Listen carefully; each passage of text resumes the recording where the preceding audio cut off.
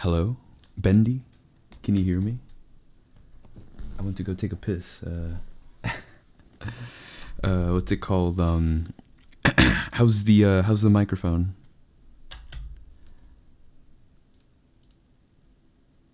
Hopefully I have it set up in the right one.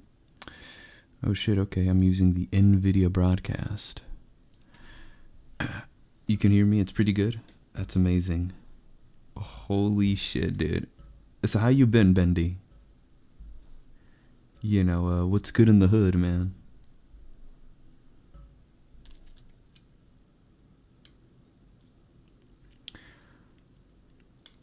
The Walten files, like the what was it? Like the video itself, it dropped like 3 hours ago, right? Dude, I have not seen it, man. Like I was gonna watch it like live, but you know, I got pretty busy. But it is finally here, dude. Oh my god, after like how long has it been? Let me check when the Walten Files 3 dropped. That was 2 years ago. That was in let's see, March 19, 2021. That is fucking insane. Wow. Dude, I was still in college back then. And I haven't even started working. Like most of the jobs that I haven't even started working at a single job at that point. That is crazy. Like I've been through so many fucking jobs in between the Walten Files chapter 3 to chapter 4, man. It's insane. It's crazy just how long it's been. Oh my god. And then I see that he's uploaded like a couple of, I guess like some teaser videos or something. The latest. Oh yeah, I forgot. I was wondering what was it? Part 1 was at, but it got taken down, right? Which is why he re-uploaded it like almost a year later. Most of his videos though, like after the main 3 dropped, were just literally fucking commercials for his like merchandise and shit. And then this like, I think even this one is a fucking ad for one of his toys. I'm pretty sure. Is it? Actually, no, I don't think it is. I don't know what the fuck this is. Okay, no, it's just like a little thing to like tease up fucking chapter 4. Dude, have you seen the Walten Files 4? Is this like your first time watching it too? Dude, this is crazy, bro. I can't fucking... God. And I remember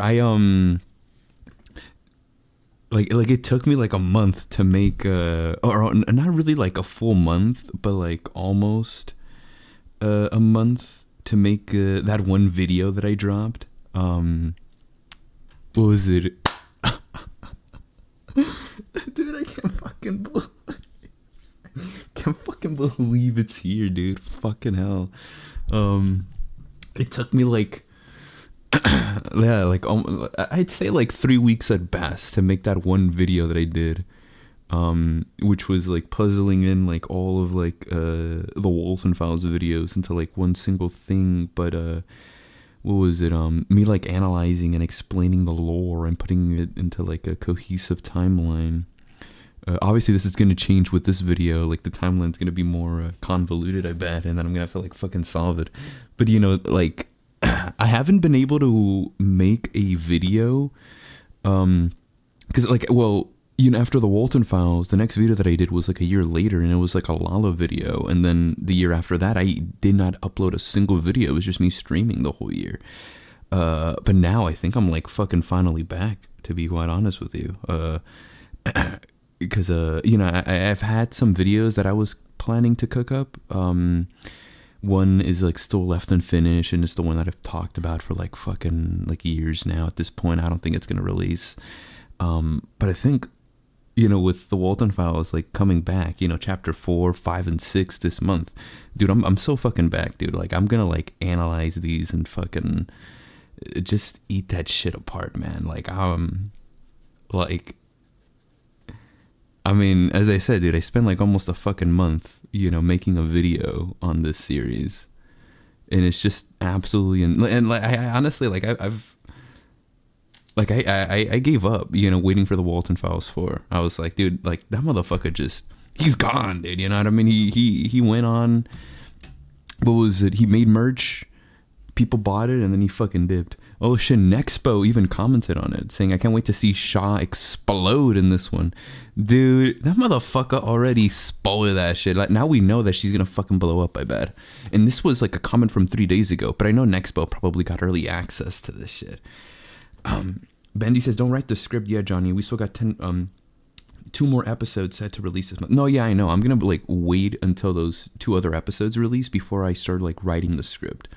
Because I know like 4, 5, and 6 were originally just the Walten Files 4, right? It was just one single big fucking meaty episode until what was it?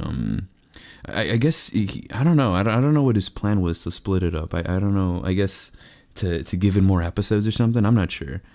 They give you more dates in this one. All right. Well, enough of me talking. Let's watch this shit, dude.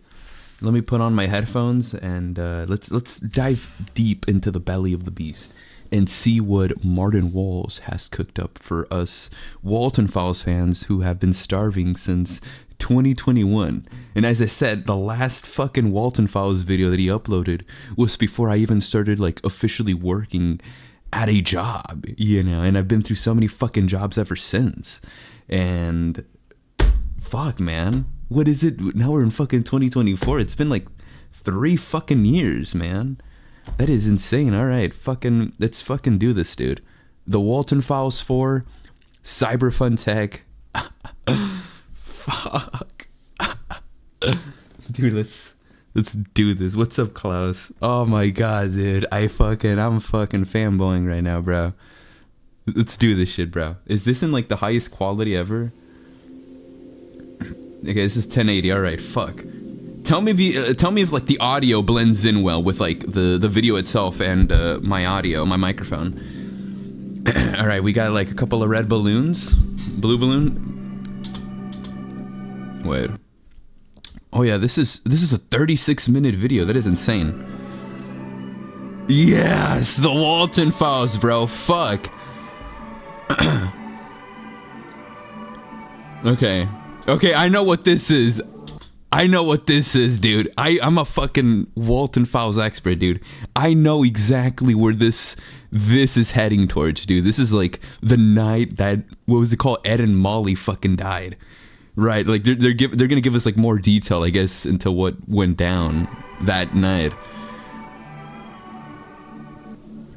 Cause yeah, like fucking Felix, he was drunk as shit, right? And then he drove to go pick up Ed and Molly. Yeah, there they are. Okay. This is like the first time we see like these characters actually fucking move, right?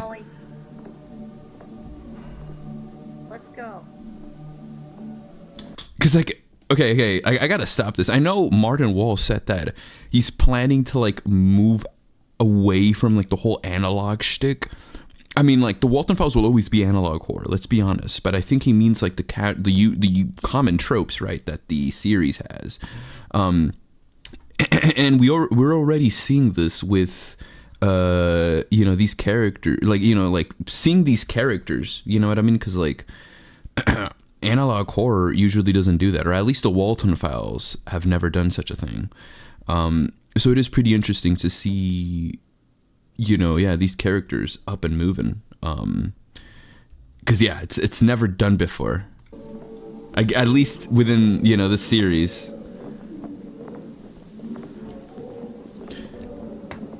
Yeah, I'm a... That is a plan, Bendy, is to play Poppy Playtime Chapter 3, but I guess we'll see just how long this is gonna take. Breakton Community School Spring Party Event. Dude, what the fuck is gonna go down, bro? What's gonna happen? I mean, we all know what's gonna happen, dude. These 2 kids are gonna fucking die. Adult zone, no children allowed. You know, one of like the things that what was it one of the things that made me confused when I first was like making that video, like putting like all the Walten files together, was how, you know, Felix went to go pick up these kids from like a school, right? But for some reason there was a fucking bar, like a little bar place in the school. I'm like, that doesn't make any sense. Why the fuck is there a bar in a school, you know? But I guess they have like their own little zone thing for like this party, just for adults. So yeah, we see Felix there drinking. He's drinking his ass off. No, yeah, it doesn't make any sense. Like, I'm guessing, like, I'm gonna give it the excuse that like, you know, because like the events of this series takes place like in the 80s, maybe they didn't really give a fuck back then.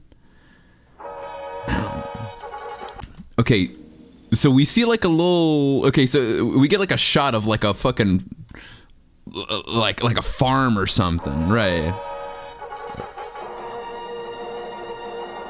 Bunny Smiles Inc. Okay.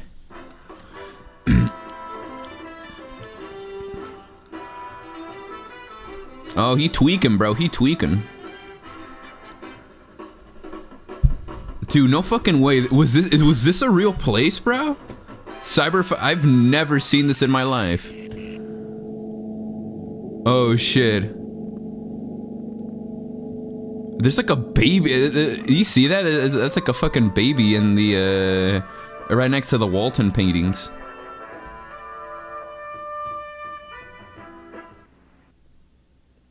Oh, Chuck E. Cheese used to serve beer back in the day?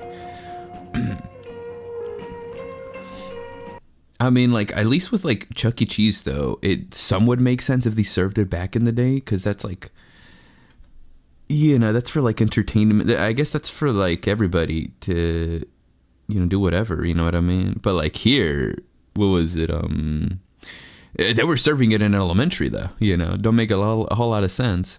Video menu, Bond's Burgers promo, Cyberfun programming demo, Shaw joint movement, BSI cleaning procedure. Okay, so I'm guessing like these are what we're gonna see in this video, right?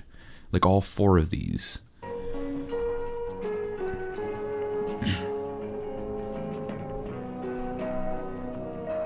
Are we gonna see what's her name again? Fuck, I forgot her name. The protagonist. Bunny Smiles Incorporated. Sophie. Are we going to see Sophie Walten in this? Charles Brooke. Hi. Just got hired officially as the computer supervisor for... What was it? I can't read this. Bunny Smiles Restaurant. Thought I've been coming up with a few names myself. I've known these guys for a while. They're family. I've boned some work for them. I've done some work for them. Along with, again, for years now. Even before getting to meet the Waltens and the Krankens has been I don't know what this says. So excited to get to work. The future is bright. And okay, and then we get P2712. I wonder what this means. Unless this means like a fucking timestamp for the video itself, which you know, we won't. Okay, this was written in October 10, 1970. I've forgotten the timeline myself because I'm not like, I don't have that shit tattooed in my back or anything. You know, it's been fucking 3 years since I did that video. But I don't know. I guess I'll have to look back at my video and, you know, I wonder how many comments I'm gonna get in that video that I did. You know.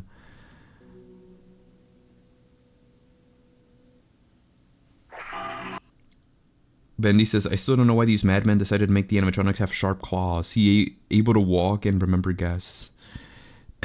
Yeah, the sharp claws thing is insane. Dude, imagine I started working like at Bond's Burgers, bro. It's like the tech dude. Do you think I'd be? Do you think I will have gotten caught up in like the whole, you know, getting stuffed inside of like an animatronic suit and possessing it shit, or do you think I'd make it out without knowing a single damn thing that happened in that restaurant?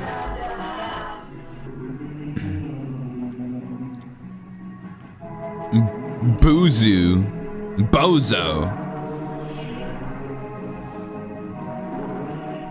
He's like the only human-like animatronic, right?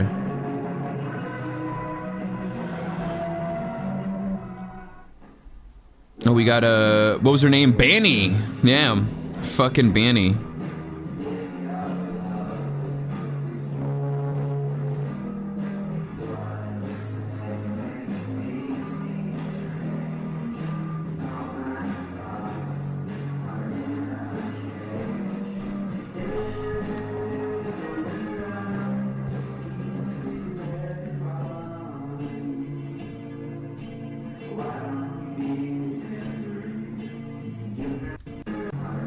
Wait.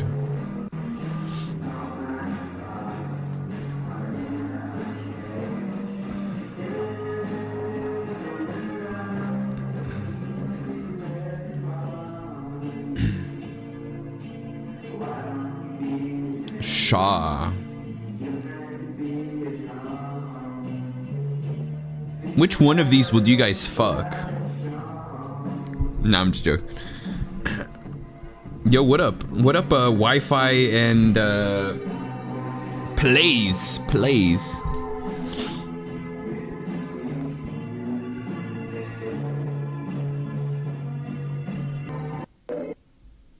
Oh, shit. Was that little glitch just like a callback to when, like, Shaw got murdered, inside that room? Not Shaw, but, like, Rosemary. And then we got the main man himself, Bond. Who, I mean, we all know that's fucking Jack Walten, right? I mean, it's gotta be, because, like, it doesn't make a sense if it isn't Jack Walten. Dude, I'm gonna fucking lose it, dude, if Jack Walten doesn't turn out to be, like, Bond. Like, on God, dude, I'm gonna fucking get pissed. You don't like that music? Well, too bad.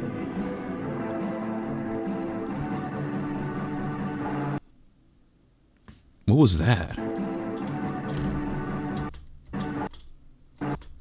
Is that gonna give us a clue into who fucking Bond is? I mean, dude's got a fucking tie. I mean, that's gotta be Jack Walten, right? Oh shit, the fuck? CBF 72. Oh god, all this is giving me like fucking...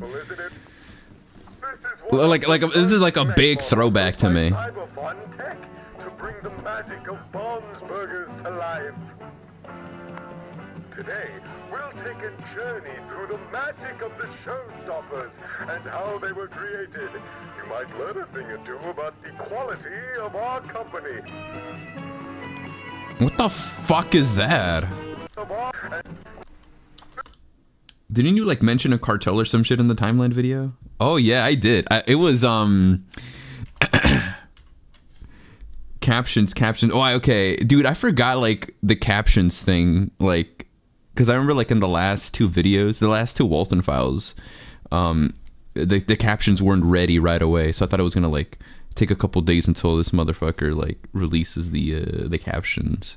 But yeah, the cartel thing. What was it? Oh yeah. It was like I thought like maybe Jack or Felix got caught up with like the cartel, and that's why he was like drinking and shit. I was trying to figure out why he was drinking.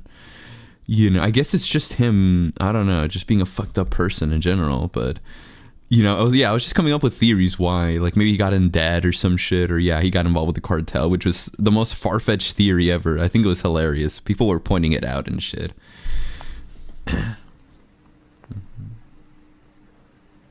What am I doing? I'm watching a video, bro. What are you talking about? Beautiful, isn't it? Beautiful, isn't it? This is one of the first mech models made by Cyberfun Tech to bring the magic of Bond's Burgers to life. Today, we'll take a journey through the magic of the showstoppers and how they were created. Cybertelly. Okay, so this character is called Cybertelly. Of our company. So we got like a new character, I guess like a narrator type creature.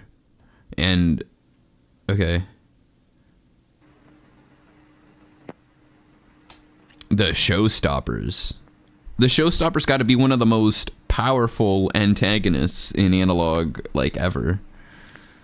Like just the way they're established, you know, and like just how big and build and sharp they are. I feel like they're unstoppable.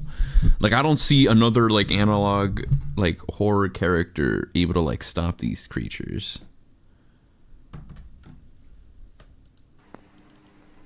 His wife left him, I think, because of the papers from Funny Farm.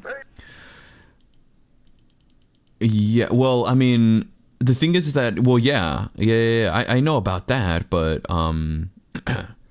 I mean, I think that is the reason why he started drinking that day, which caused Molly and Ed's death. But even then, he was drinking.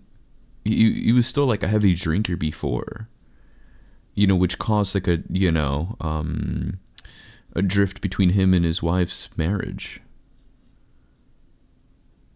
Piece of Funny Smiles Inc. Concept art is a very vital part of any good design. So many different ideas to.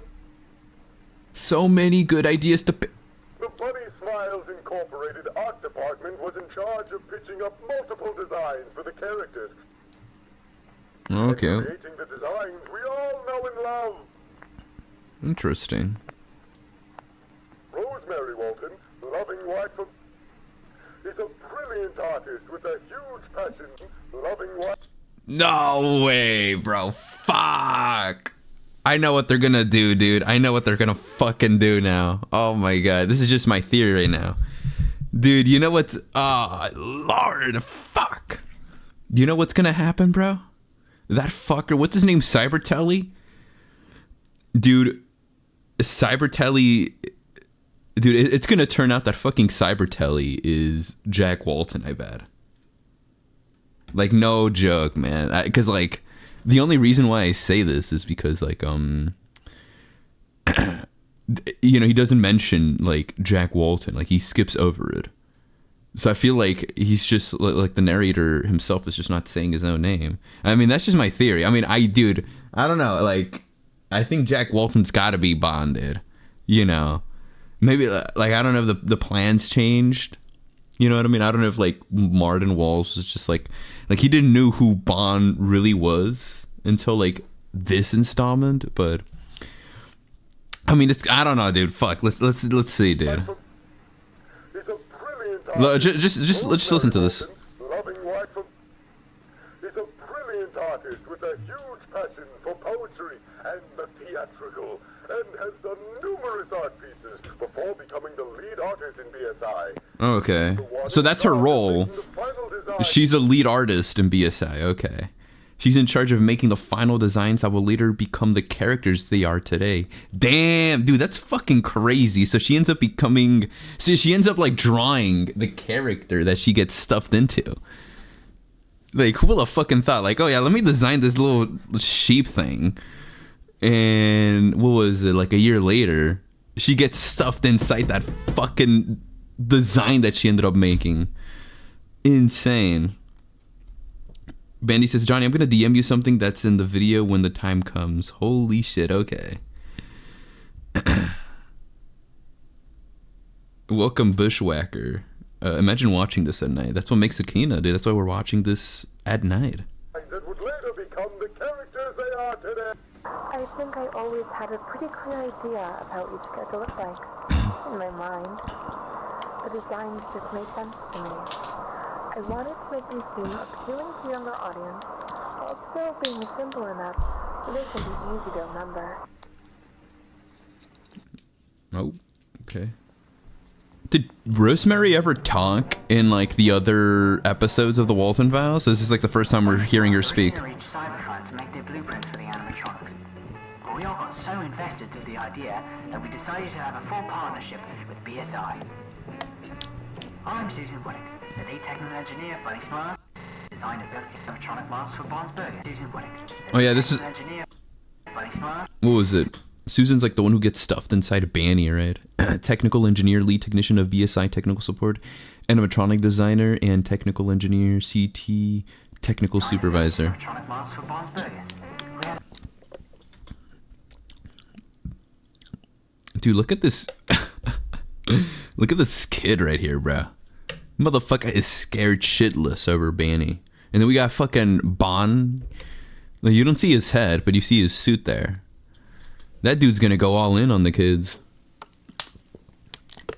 And we got what's his name? Bozo.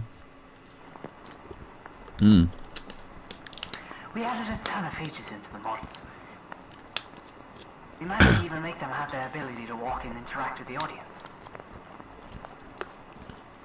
Okay, so we get like the we get like the heads for the animatronics. Wait, which Chuck E. Cheese picture are you talking about? Oh, are you talking about like the pictures of like the kids and shit?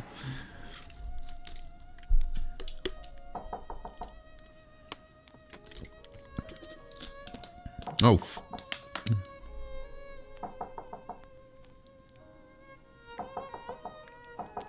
Oh my god, they're playing a fucking variant of that one song. What was it? I don't know the exact name of it, but I think for those who do listen to music, you guys might know the tune of it. It's like a variant of it. Dude, I know this says something. But it's like upside down and probably backwards. And we need to do like a little photoshopping to sort of like be able to read the letters in clear, but I don't know what this is supposed to mean. I know like it says something though. I feel like this is crankin'. I'm not sure though. Johnny, this is the thing in the DMs that I'm talking about. Okay, let me check the DMs. Let me check the DMs then. All right, we're gonna read the. Yeah, like I was wondering like if this is what you were talking about, but yeah, it seems like it is. So, yeah, let me go to Twitter and see what you send me. You want me to showcase it on Discord? Well, let me see if let's see. Let me what was it? Oops. Yeah, let's see. Oh, it's not on Twitter. Okay. Well, let's see what you send me, bro. Okay.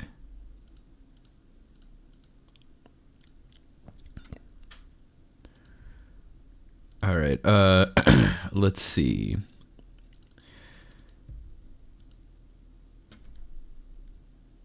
Mr. Crankin. I knew it was Crankin. Mr. Crankin, this is Norman. Oh, fuck, dude. A lot. Okay, most of the text here is just unreadable because of this fucking picture of Susan. This game is crazy. Yeah, this game is crazy. This is Norman. I'm sending you this. I think this is this letter in the behalf of our deal between Bunny Smiles and Cyber Fun Tech, and most importantly, the well-being of our Cyber Fun staff.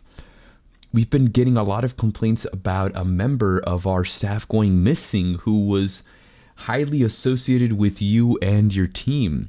Susan Woodings has been missing for a week now, and here in Cyberfun Tech, we are working as, what does that say, as hard as we can to try and manage to get in contact with her. Is there perhaps any detail you could hand us to help locate our missing employee? Well, yeah, she's in the fucking restaurant itself. You're not gonna, she's actually like hanging out with the kids. She's just stuffed inside a fucking animatronic suit. probably still breathing and dying inside. Anyways, I'm going to be entirely honest with you, Mr. Kranken, and tell you I have tons of questions and suspicions about whatever is going on with your company. Whatever it is, it's making both your company and my company look bad to public light. So again, if there's anything that will help us find Susan, write us back immediately. Okay. So we got a new character now, Norman. And looks like Cyberfun Tech, it's its own company. Bunny Smiles is owned by Kranken and Felix, right? While Cyberfun Tech is owned by Norman, and they both collabed to make these animatronics come to life via the designs that Rosemary made. Now, Susan is a worker of Cyberfun Tech that was sent over to, work on the animatronics on Bunny Smiles, owned by Felix Kranken. So, yeah. Okay. So, it's crazy that, I wonder what Norman is suspicious of. Does he actually think that Felix himself is the one who fucking murdered Susan, or like the employees there did something to Susan? Shut the stream off now. Why? I mean, it's good to see like a character sort of like stand up though and try to like, get to the bottom of things. I think it's refreshing. But all right, let's get back to the video. Who's knocking, by the way? Norman, dude. Norman's gonna be our guy. Oh shit, is that I'm guessing that's Banny. The console. Here is where all the information and code is stored in the audio animatronic. How they can walk, sing, interact with the audience.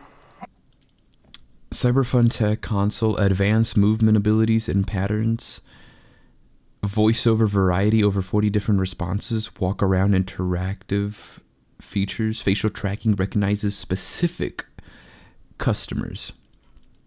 Wow. They can fucking remember people. Okay. I mean, like, okay, so, back in the day, stuff like this wouldn't be possible, dude. You know what I mean?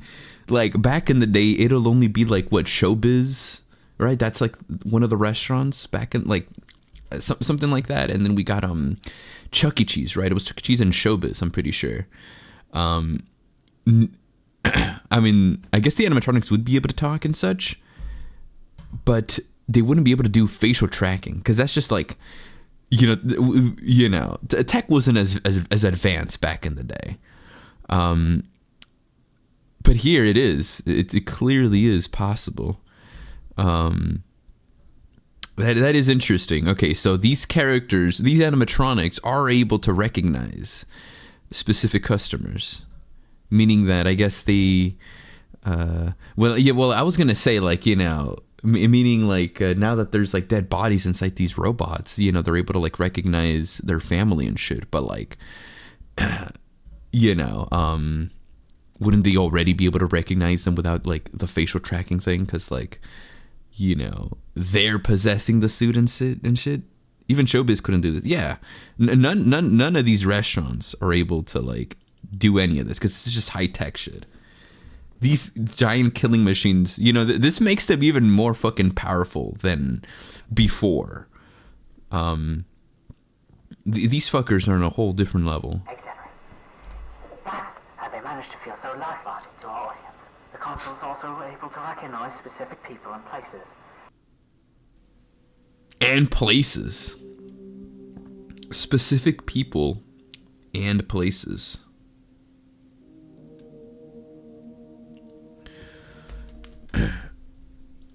What does that say?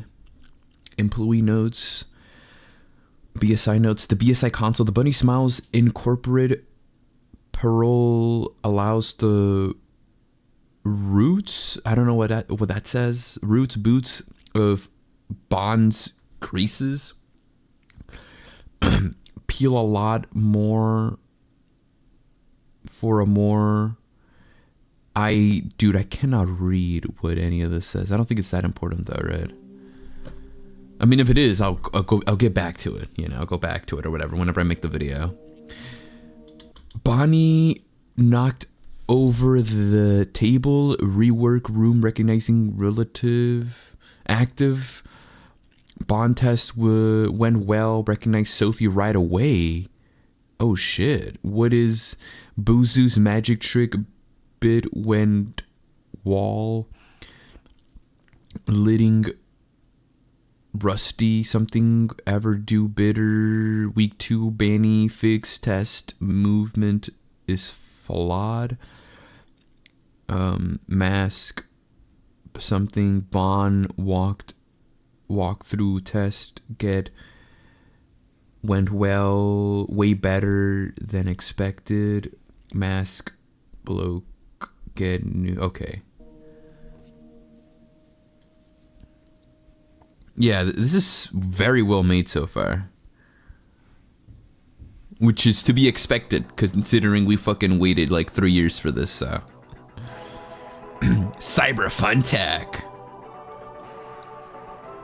Interactive. Oh.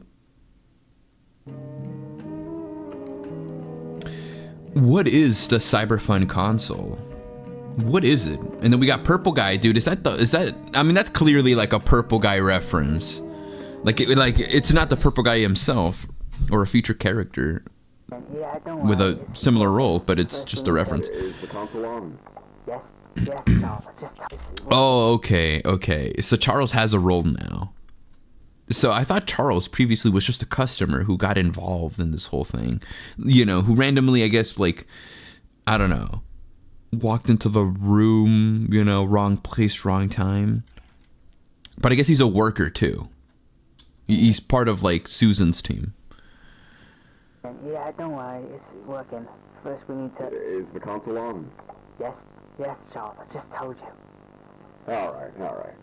I'm just checking if everything's going as I planned. know, don't worry. This isn't the first test we need to do with the robots. Alright, great. You're taking notes, right? Yes. Yeah, I am. He ain't. Right. Test 203, movement. Movement. Alright. Alright, so, let me get the console working. Working? Yeah. Okay, so this is like a... Okay. I'm trying to like see... Alright. Okay, so this is supposed to be them like currently trying to like make like Banny move or some shit, I'm guessing, right? This is how it's supposed to go. We place a ton of objects around the room. The animatronic is supposed to get to us without bumping into any of the tables, boxes, chairs, etc. Sounds good to me. Okay, yeah, I was right. If the robot falls or comes across any object. Well, then we're just gonna have to test this out again until we get this right. It'll be a long night then. You said it. It'll be crazy if Susan was somehow involved in the murders. Like somehow like she knows about Charles' death. So far. Should the robot be so close to the table? I don't think Fuck, let's start again. Fuck, I told you to watch for the table, man. Damn it. Sorry. What kind of fuck though? Where's the wrench? I'll check the drawer. I think Jack left. Shit, what was that? I'll check the drawer. I think Jack left. Okay, nothing. Facial tracking. Oh, okay. This is obviously not good.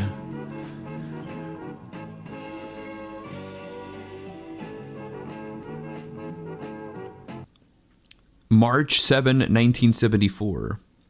I don't know where he is either. I know. I'm just a little worried. Did Linda call?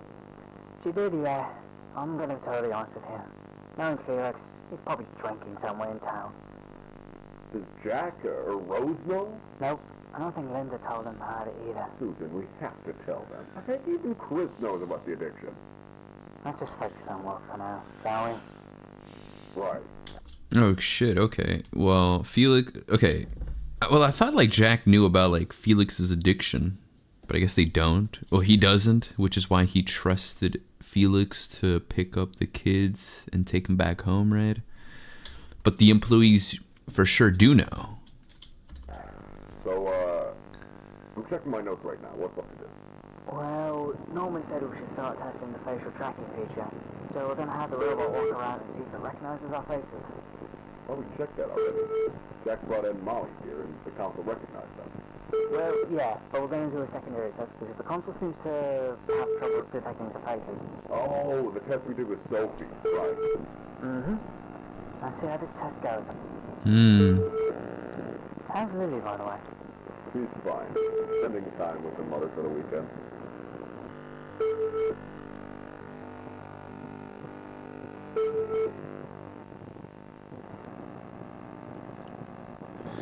What did that say? Face detected track features start. Oh, I thought it was gonna have like a little subliminal message or something.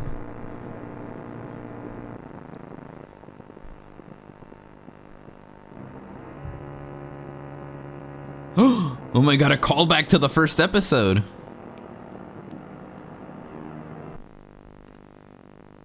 And then Susan's face.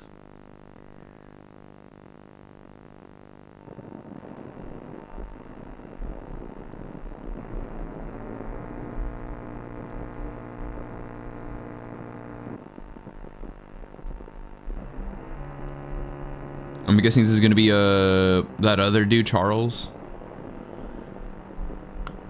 Yeah. Ah, great. Everything seems to be working properly. Huh.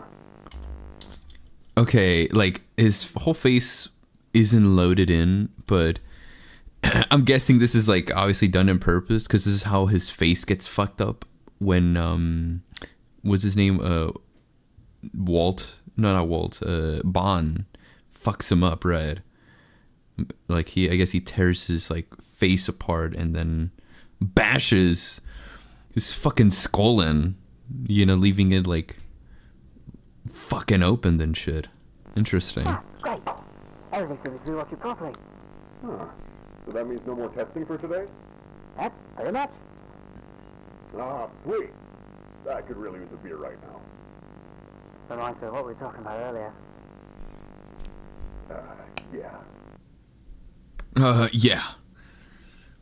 Fucking Susan is trying to guilt trip, what's his name, Charles, into not drinking. Is that a kid? Y'all saw that? Okay, so this is a kid, right? Clearly a kid. Okay.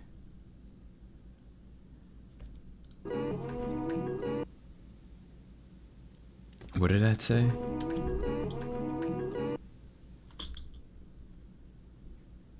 Okay, I can't read the blur text, but it says May 13, 1974.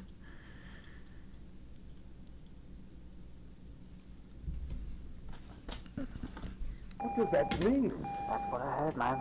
He was drunk while driving the car? Lower your voice, alright? Do you know what now some weeks ago? No way, I know what's gonna fucking happen, dude. Holy shit. Dude, okay, I see what's gonna go down. I'm gonna give my predictions here before, like, because like it's all gonna be revealed, I think, within this episode or the next ones, but just by the little that I heard here, and I didn't think they were gonna go this route because I thought Felix was just a dude who, you know, has drinking problems and accidentally killed two kids, but I didn't think he was going to go around and start murdering people afterwards. I mean, I had a little suspicion that he killed Jack Walten and stuffed him inside Bond. I think that was like his only, like, you know, like direct kill that he had, but other than that, I didn't think he'd like go around and start fucking killing Charles and Susan. Because this is what it sounds like. Because like it looks like Susan and Charles know that Felix was drunk and, you know, driving around the car and, you know, accidentally killed Ed and Molly. So yeah, I think what's gonna happen is that Felix is, gonna program the animatronics to murder Susan and Charles, and then stuff them inside the suit, right? Because they know about Felix, and it looks like Felix hangs out with these two, and that's what that it tells them, like, secrets and shit. That's why they know, that Felix drinks, and also that he is the one who murdered Ed and Molly. That's my guess, dude. I don't know. I mean, we're about to see, but shit. Bond speaks in this one. Good Food says 1440p, 60 frames live streaming. Damn, we live in the future, dude. That's what you get when you're subscribed to the Johnny Cooper channel. You get 1440p, 60 frames, live stream quality. That's what I heard, man. He was drunk while driving the car? Tell me your voice, alright? Do you know what went down some weeks ago? He didn't tell us? It was private, Charles. Only the family were there. Fuck. How's Jack holding up? Haven't heard of him in a long while. I barely even see him at work. Okay, so Jack's already gone missing. Story.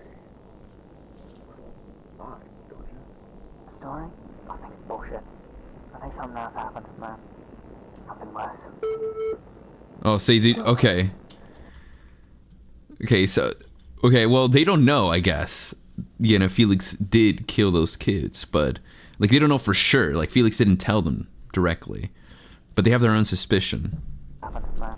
So I guess if they start talking, that's when, like, Felix is gonna, like, program these animatronics to start fucking murdering these two. I think that's what's gonna happen, dude. Like, it's obvious. To the dawn? Molly and Ed? I don't even want to think about it. Living with that freaking fucking doll in the room. Oh, that's the doll. Oh, yeah. This doll right here. Okay, because we got, like, Banny, and we got Charles.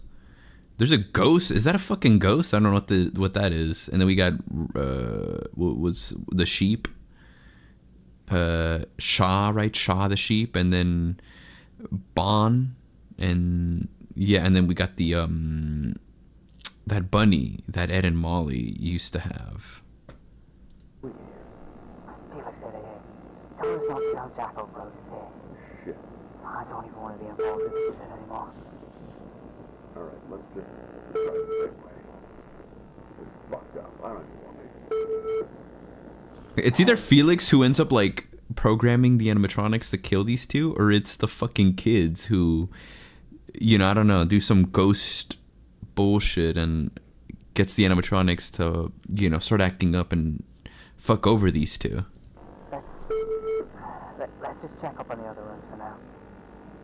I'll check up on the games.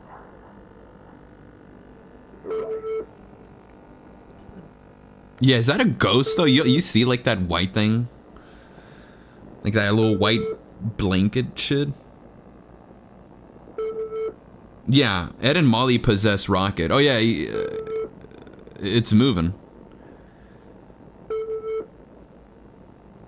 Oh, it is. You see that? It is fucking with the with the Bozo animatronic, Buzu.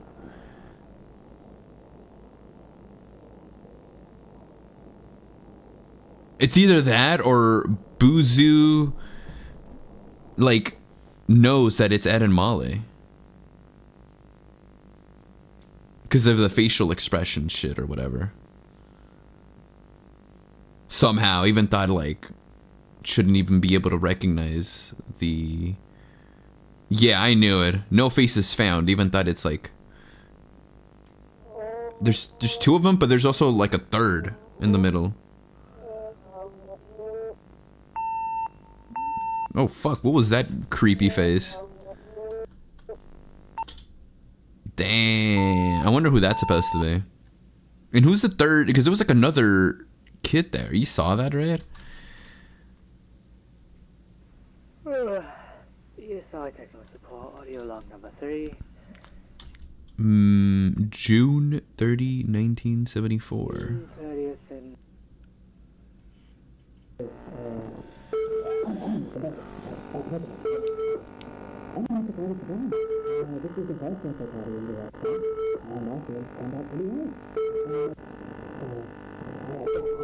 What is that thing? Uh-oh. Uh-oh. Uh-oh. Some shit's about to go down.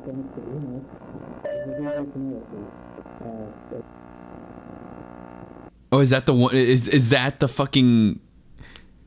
Is that the ghost who's gonna, like, possess Bon? Yeah. I knew it. Okay. Okay, the face there is, like, upside down. Right? Yeah, it's like an upside down face. It's gonna get adjusted. Dude. I mean, yeah, that's gotta be Jack, right? Obviously.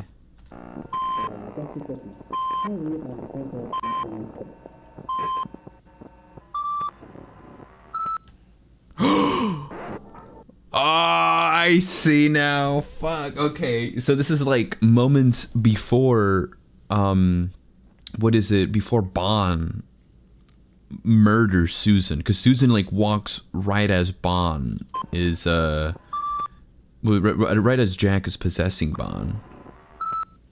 You see that? Or no, wait. Is it Susan or is it Rosemary? No, it's definitely Susan. She walks in and that's when, like, you know, shit goes loose, right? I'm guessing. I mean, if I check like the date where she died, I'd know like this is like connecting to that. I'm not sure though. I'd have to like go back and see.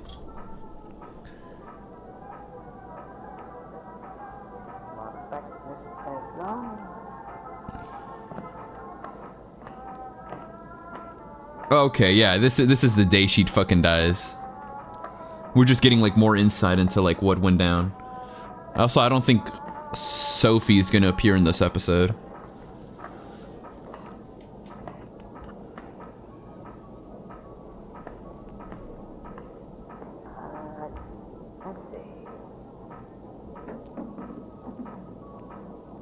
Yeah, this is the room itself, right? We got like a picture of Felix, Jack, and Rosemary. And then Rocket. Rocket with the pocket. And then Bon just standing there, all menacingly.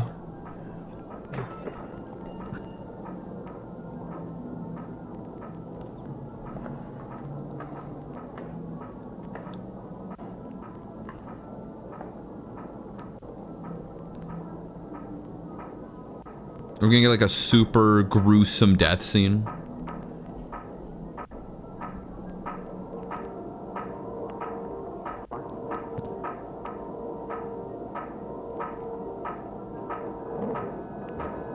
Oh shit.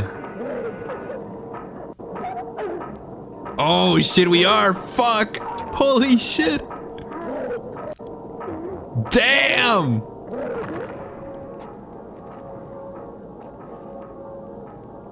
We actually got to fucking see it. That's the problem with analog core, is that we never see like the actual fucking deaths. You know what I mean? Like we like as soon as it's about to happen, it just cuts and then it cuts back to like the aftermath. But like we actually fucking see it. Fucking Martin Walls wasn't joking, dude. Like, you know, he is straying away from like the analog tropes.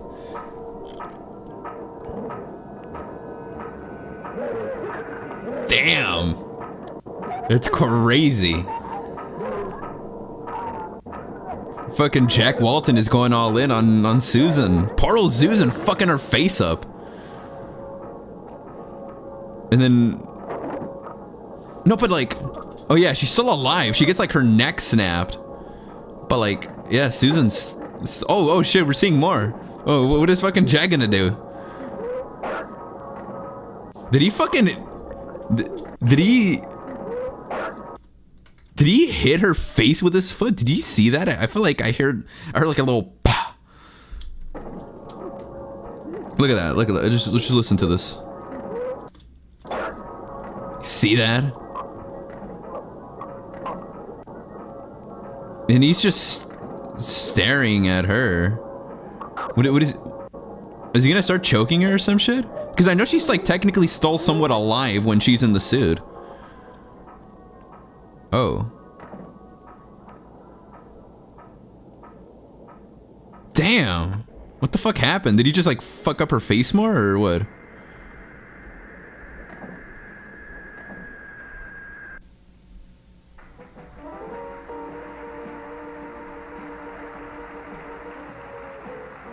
Oh God.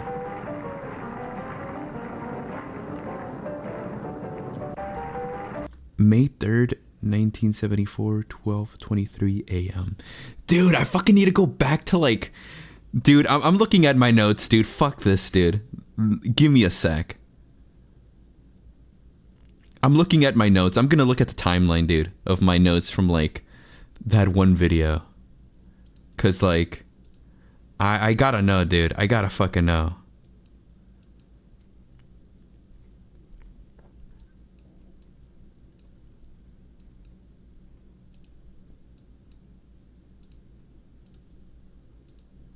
I gotta see this shit, dude. The Walten files. Damn, holy shit.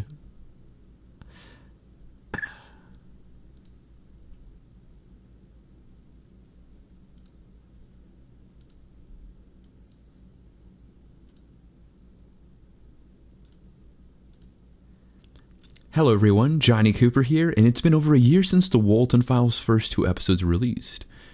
I remember seeing Squimpus McGrumpus recommending the series after his FNAF VHS finish, and I'm thinking, hey, this won't be scary.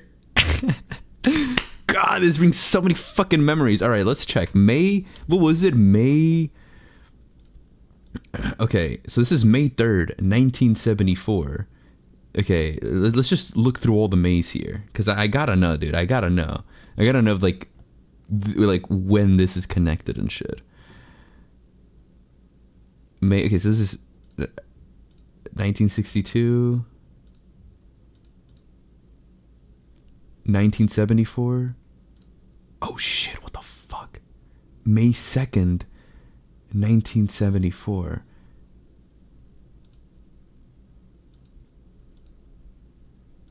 Oh, this is the day after the This is the day after Ed and Molly died. I think. No. Wait. Okay, no, this car scene is the day that I think the incident happens. Right.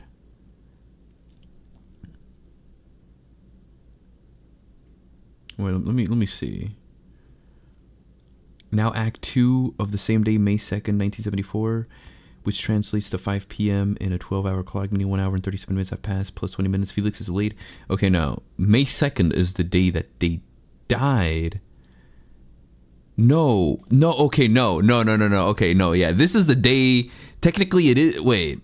Okay, let's actually, like, read through more of the notes, because, like, I think I'm just jumping through shit.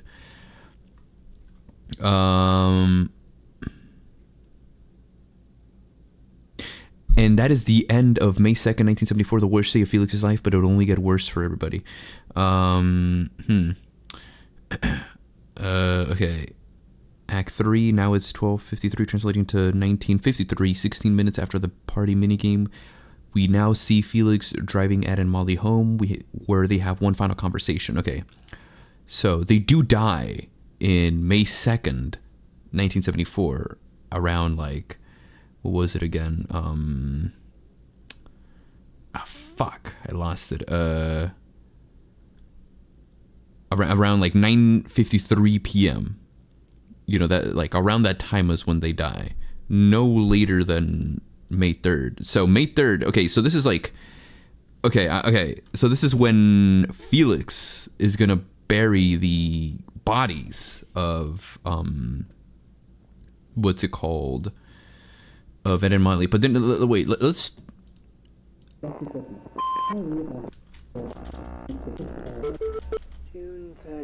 This is June 30, 1974, which is 1974. Okay, same year. But this is a... So this is almost like 2 months after Ed and Molly died. Okay. Oh, fuck.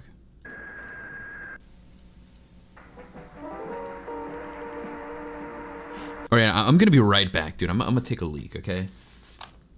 Dude, this is fucking... This is awesome.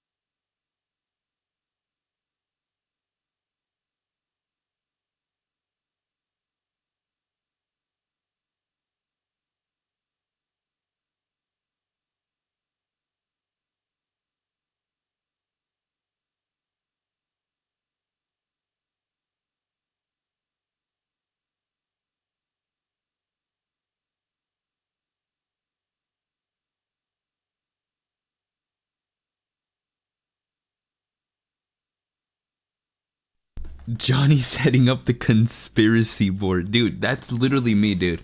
I'm literally like that, what's his name? Charlie Day from It's Always Sunny in Philadelphia, when he's like going through like the conspiracy board and trying to like puzzle everything. And that's how I was when I made the fucking Walten Files video. He's breaking out the red string. Let's go, dude. Let's get to this shit. Okay. So, May 3rd, 1974, 12 something a.m. That's like right after fucking Felix buried the bodies. Oh no, that's fucking Jack Walten. No way. So Jack is about to find out, I think. Is he? Oh no, I think he's walking to Felix's place. I mean, he's fucking pissed, dude. Red. He looks fucking pissed. Dude, he's locked in, dude. That motherfucker's locked, and he's about to knock down fucking Felix's teeth out. Yeah, it's Jack of the Walten Files. Okay, yeah. We're about to see a keynote conversation between Jack Walten and fucking Felix Kranken. Dude, no way, dude.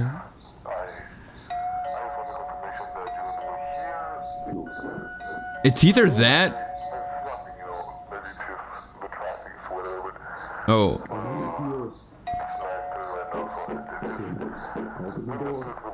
Yeah. He's mad. That is crazy. That imagine being fucking Jack Walten. Dude, break in, bro. Dude, I would have fucking killed Felix, dude. I would have popped the motherfucker's ass.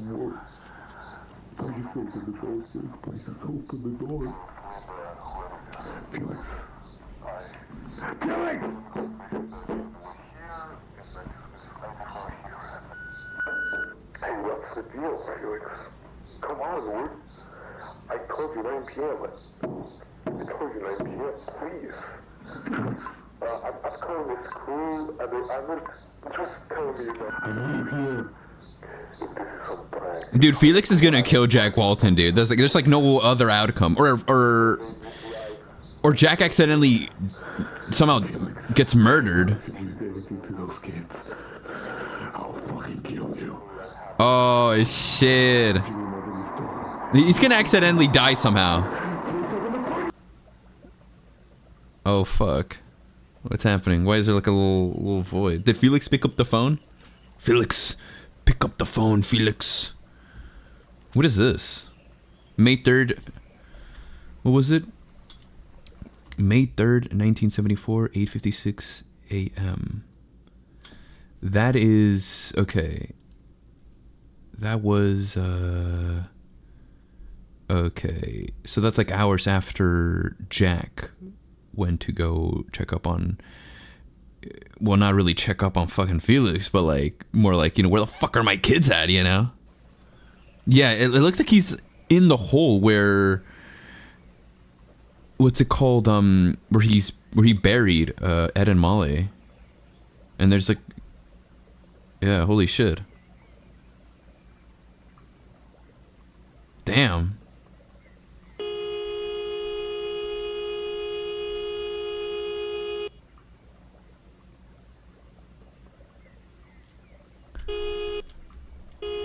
Okay, so this is like the part where, oh damn, dude, look at all that fucking blood, bro. That's Ed and Molly's blood. And then Felix somewhat like knocked out by the incident.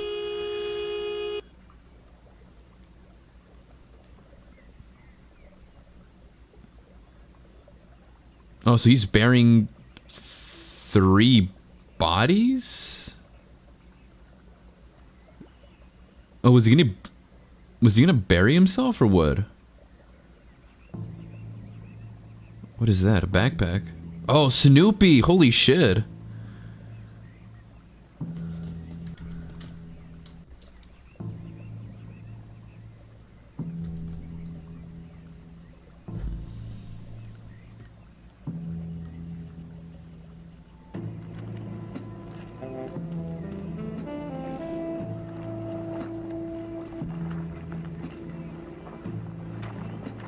What's he gonna do with the, Dude, it's interesting to see, like, more into, like, the events from the Walten Files 3. Because this is all what this episode is, like, diving deeper into, like, the events that happen in the last installment.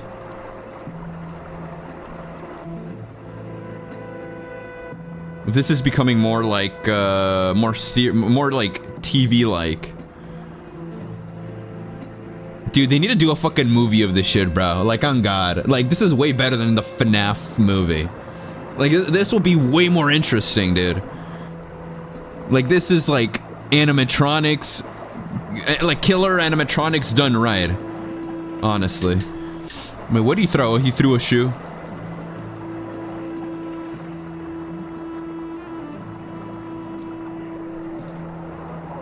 Oh, is he gonna try to kill himself?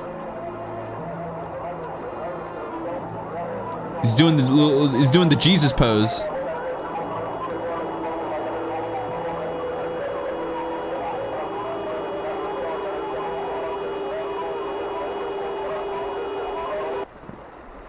He can't.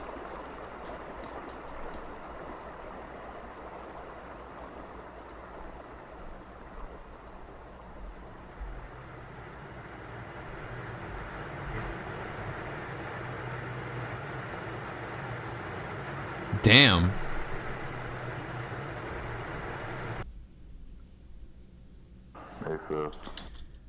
Let me read some of the comments. It looks like the wolf from Bunny Farm. You know that farm area from the beginning? Apparently that's like a middle ground between living and death, I think. Oh shit, okay. That's interesting.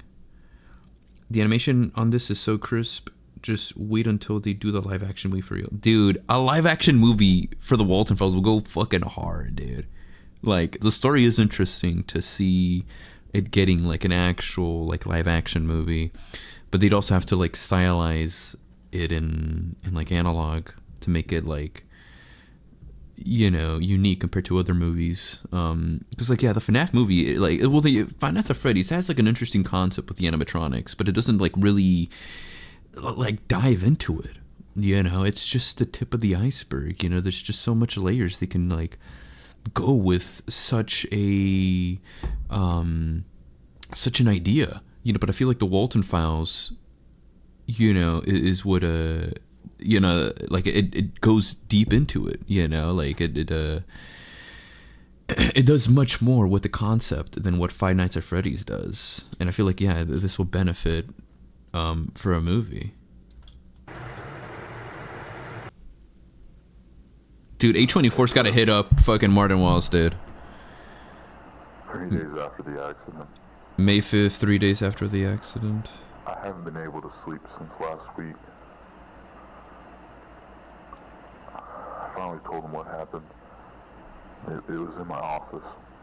Damn. Those were just the longest hours of my life. The most painful conversation I've ever had. Pain in their eyes, the anger. They both hate me now. And What was the story that he came up with? I have no idea what's gonna happen to me now. My life, my business, everything. Dude, honest to God, dude, if like I was Felix and I accidentally murdered my friend's 2 kids, dude, I will have just killed myself, dude. It was either that or like go into hiding, but I feel like I wouldn't have like that'll just be in my conscience, you know, the fact that I fucking murdered 2 kids and they were my best friends, you know. I'd just kill myself, dude. Like, I'm not even suicidal or anything, but if that was in Felix's situation, dude, I will have just offed myself. But the fact they're still buried down there, it haunts me every night. It's eating me up inside.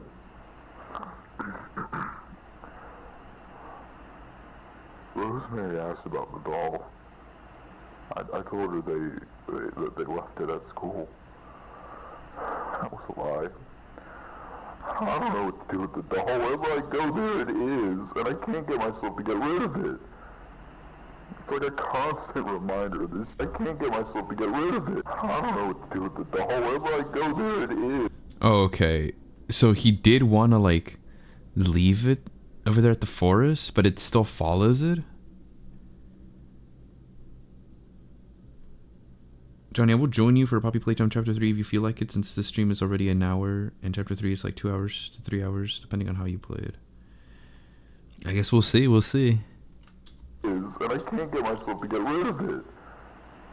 It's like a constant reminder of this huge mistake, and how there's nothing I can do to make it better. Oh shit, who's that peeking behind?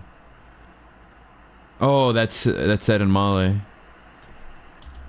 And how there's nothing I can do to make it. It's like a constant reminder, and I can't get myself to get rid of it. It's like a constant reminder of this huge mistake, and how there's nothing I can do to make it better. Yeah, you deserve that, Felix.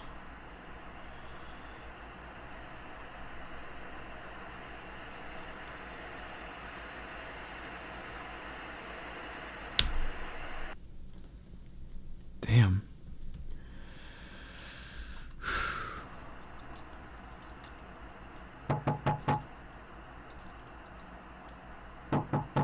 What?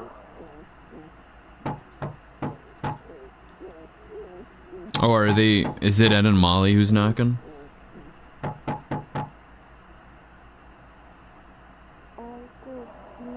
It is, yeah.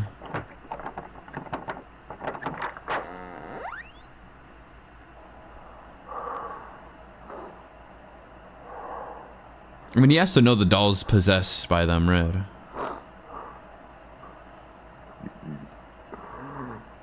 Please make it stop. I'm so sorry. Please. God, I'm so sorry.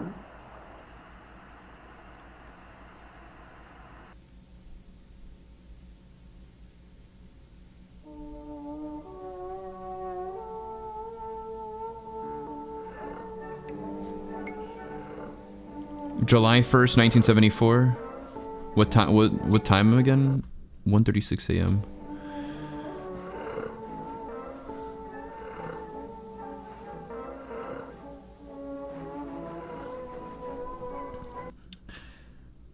Bendy says Felix should get the Wallium Afton treatment. He should. Kevin says, I'm kind of confused because now the fact is that Bunny Farms ended with Ed and Molly possessing Rocket since he was standing up, but now it's showing them as spirits, so I don't know if they can possess Rocket like on command or if they're just maybe hallucinations. I think it's both. I think like them as spirits is more as like a visual thing for like the viewer.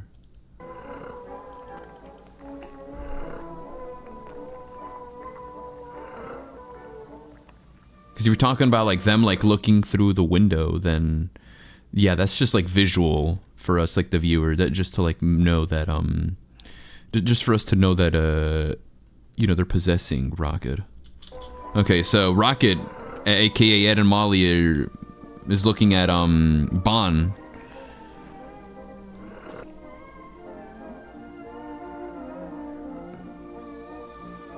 Oh shit. The fuck? You can hear like the guts, the blood and shit. Oh god. Oh, that's like, it was like July, right? Is that what it said? July? Let me go back in my notes and see. July. On July 4, 1974, Charles, whose job is unknown but perhaps could be a normal customer who got caught in the crossfire, goes missing, possibly murdered the same day, most likely by Bond, and then stuffed inside a suit. Okay. July, Rosemary visits the restaurant again, looking for Jack. What about Susan? On June 30th, okay, wait, was this July? Did it say July? Let me did it say July 1st, right? I mean, obviously it said July, but July 1st, 1974, 1:36 a.m. Okay, so yeah, this is like the day after Susan died, because what was it? Yeah, she died on June 30th, 1974. Bonsberger gets their first birthday, that of Jeremy Simmons. That same day, Susan Woodings will record her third audio log. With the first two unknown in the audio log, she will state that she stayed behind to clean the place as the party finished an hour ago. She states how it's been a strange week, especially since the restaurant opened, despite Jack Walton being missing for weeks before its opening. We then cut to a minigame where Susan is seen as a sprite character. As Sophie plays her, she picks up the wrench and goes over to Bond to fix him. However, Bond attacks her, and won't you know it, he does it with his right arm. Why did I say he does it with his right arm? Is it because that's like the only arm he attacks with, or was there like a different meaning that I don't know. I mean, it's been like 2 years since I made this video. Okay. So yeah, this is like right after Susan gets murdered. And we're just hearing him fucking delve into the corpse of Susan.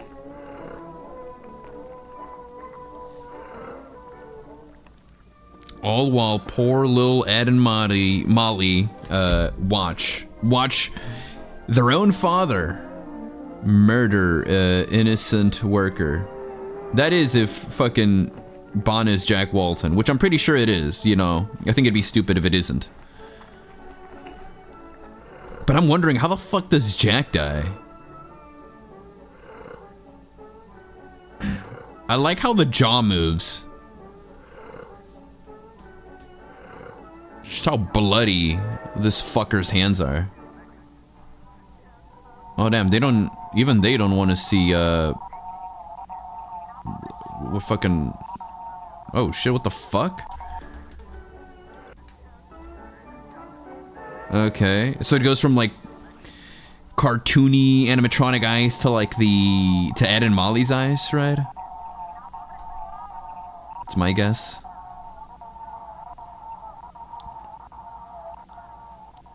Oh, is this where we're gonna see Susan? Quick, she's in here. Molly, I don't think we should. You saw what he did to her. He hurt her. He made her bleed.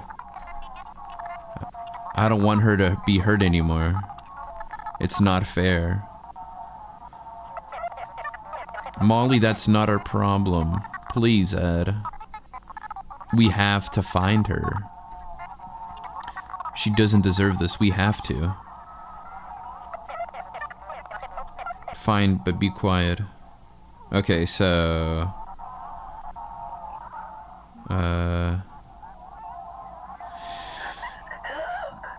They're obviously talking about Susan, right?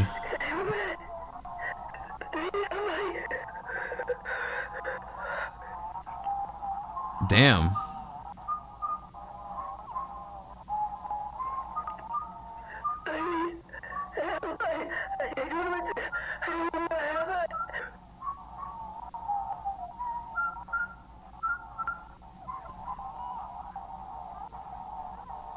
I can hear you, Susan.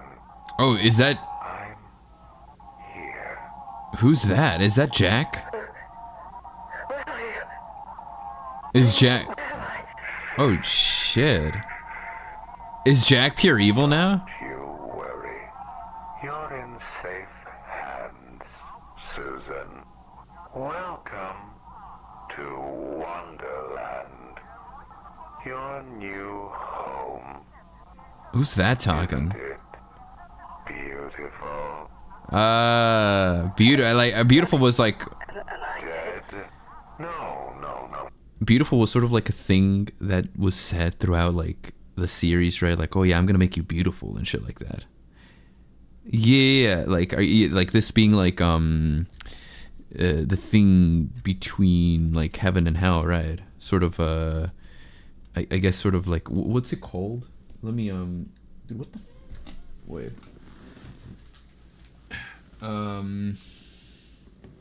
Was it like purgatory, right?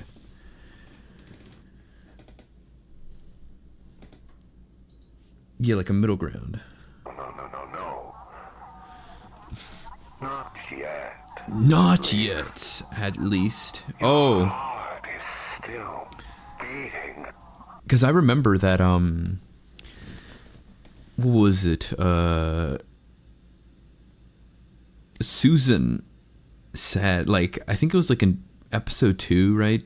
Like her character inside Banny started saying how like, you know, she's technically still alive. You know, she's stood alive in the robot suit, inside the robot suit for like almost a week. And that's, you know, she didn't die from the injuries, but more so she starved to death, which is why we saw like that whole mini game of like, oh yeah, the bunny is starving, because that's like Susan, you know, like, yeah, she's all fucked up and shit, you know what I mean?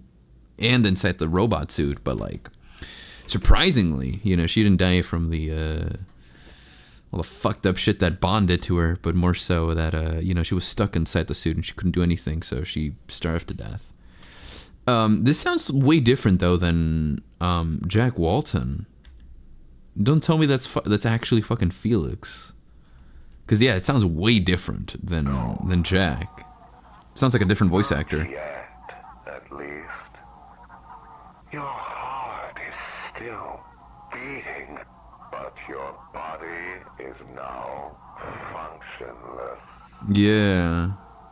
Out there, you're slowly suffocating. But here, you're safe. The spirit doesn't pass on quite as fast as the body does. I would know. Who are you? Oh shit, are we gonna see it? Where are my Oh, it's gonna get revealed. pleasure to meet you. My name is Bond. You're Susan. I've had my eye on you. I know you very well, What the fuck? friend. I know you know very well, my friend. I mean, that's fuck. I mean, that's obviously Jack, right? Yeah, there was Shadow Man. I remember there was a Shadow Man, but I think I Well, I mean, at the time, you know, when I was making that video, I theorized it might have been like Felix. It was supposed to like represent Felix or something. So this guy has like a scar, like probably like a fucked up mouth or some shit. You like to fix things, isn't that right? I know you like to fix things, isn't that right? Well, so do I. Wouldn't you like me to fix you? What are you talking about? Perhaps. Oh, don't tell me that okay, wait. Before like anything more gets revealed, don't tell me that this guy is actually what's his name? The fucking owner of Cyberfun Tech. I forgot the name, but it was said in the beginning. Norman. Don't tell me that's Norman. And somehow he gets murdered, like Howard Hamlin style or some shit. And like, you know, like in like a crossfire between like Jack and Felix. I don't know, dude. I mean, what the fuck? Okay, is it actually not Jack Walten who possesses Bond? That's crazy. Because like I think I made that like, I mean, to me, like that seemed like a fact. You know, I thought it was obvious. You know, which is why I stated in the video that I made that Jack is Walten. I gotta check my notes again and see, or not my notes, but like my script, which are technically now my notes for like future Walten Files videos. But yeah, let's see. What are you talking about? Perhaps I could help you. Here, a gift. It's gonna be like the Banny mask, right? Inside.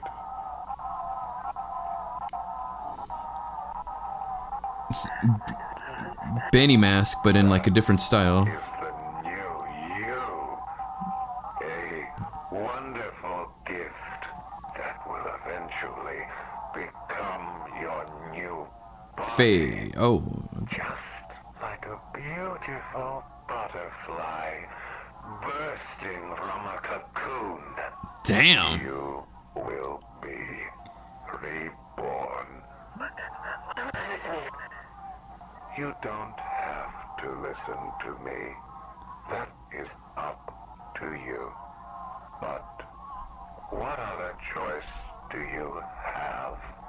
A spirit can't survive without being tethered to a vessel. I know you're scared. I was too. But everything will be okay. I don't know. Apologies for what I had to do to you. But look, the hard part is over with now. Besides, you can't make an omelet without breaking a few eggs.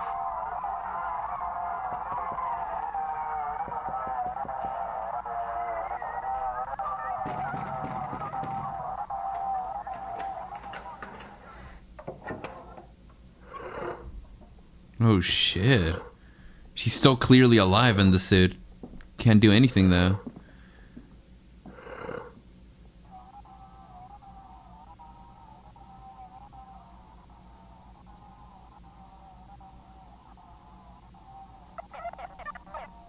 He's gone. They're both gone. How are we gonna protect her now? Will she be alright? I don't know. We just have to wait, okay? Alright. Come on, Molly. Let's go. Damn! Okay, Ed and Molly are obviously gonna team up with Sophie and her girlfriend, Red. Like they're gonna be the ones to like help, yeah, Sophie and her girl take down Bond. Martin Paredes. Damn, that's crazy. What the fuck though? We don't get to.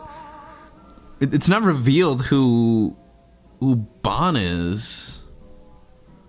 I thought it was fucking Jack Walten. Because I mean, like, it makes sense. But I guess that's not the direction they're going for. Sunny days. Yeah, Bonnie. Okay, Bonnie is voiced by a different voice actor.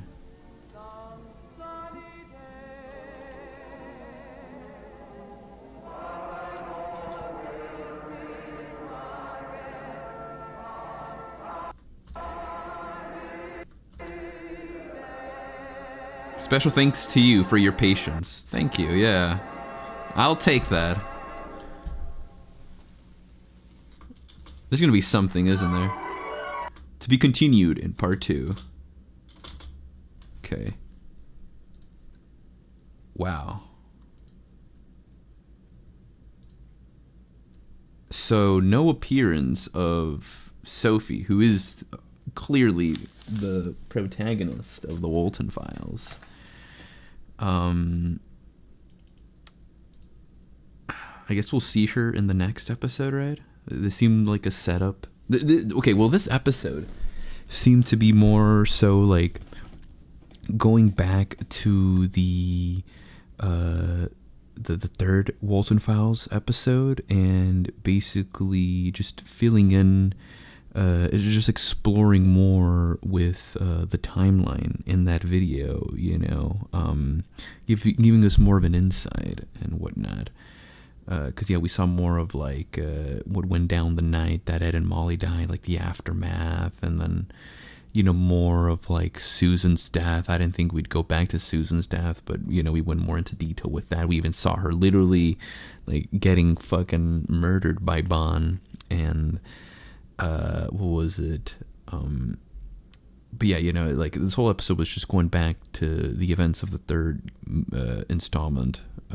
But yeah, just diving further into it, and I'm guessing the fifth Walten Files will jump back into the present day, and well, not really present day, because the description is the present day, but more so present in where, what's it called? Sophie serves as the protagonist, which is like the main timeline, or the main, I guess, just well, yeah, I guess main timeline for the series. So Felix is not dead, because I mean, if Felix died, I think, I don't know. So there's two villains, it seems. There's, you know, Felix, and then there's Bon, quote unquote. You know, Bon is more so the actual evil baddie, while Felix, you know, I mean, he didn't want to murder Ed and Molly. You know, it was an incident, you know. Still very not okay what he did. You know, he was serving himself more so than, you know, helping out, you know, his friends' kids, you know, and such. Damn, though. Let's see what the description says. Tape 4, here we go again. Mystery solvers, COVID cooled down, and after 3 years, we finally got my aunt's VCR to work. I have so much to say, but I'm going to start off with the technical stuff first. Back when I found the Bunny Farm tapes, I was met with a dead end. Bunny Smells Incorporated / Bonsburgers gave no more results. Locals had no more info. I went back to Connecticut to live with my dad. That was until my friend David approached me with an amazing find. David decided to ask locals about the terms Walten instead. Apparently that's a name that pops up a lot in these tapes. Haven't watched the tapes myself. Lol, what the fuck? Okay, I mean, that's kind of weird. What? Like, yeah, you're diving further into, like, the whole story of the Waltens, but you haven't watched the actual tapes yourself. Like, what makes you further explore the story if you haven't actually, you know, watched the tapes? We were directed to a vintage strip mall that had this one bowling alley, Starley's. Originally there was a workshop in that building instead, and when they moved everything out and Starley's bought the space, one locker remained labeled Walten. Inside a box with a cheap safe. Apparently the box has sat there for decades because they haven't managed / bothered to open it. Me, Ron, and David did some digging through the previous tapes and noticed a pattern. The code was 722 Curious. Inside there were a total of 23 tapes. I moved back to Brighton, Michigan to help my friends fix, clean, and compile these tapes into what we call the Cyberfun Tech Collection. This is part 1 of 3. Cyberfun Tech is a company that funded and created most BSI projects. It's unclear whether CT owned BSI or whether they were simply partner companies, but perhaps CT bought by BSI at some point. CT was Cybertech, right? And Bunny Smiles Incorporated is, owned by Felix. Okay.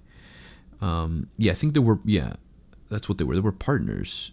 And then, I guess, once, like, the whole incident happened, with, like, Ed and Molly, Felix clearly not being, right in the head anymore, CT just decided to buy Bunny Smiles. Either way, all the tapes were labeled Cyberfun Tech, and supposedly they were supposed to be handed over to technicians and artists. I shall note some bits of this compilation are weird, or on some screens it will appear as minutes and minutes of empty static, and on other screens it will appear to be a wide screen with faint voices heard on them. As for me, I'm doing great. The past 3 years were filled with some of the happiest and saddest moments, but I'm still standing. I'm going out on vacations with my girlfriend for a few weeks.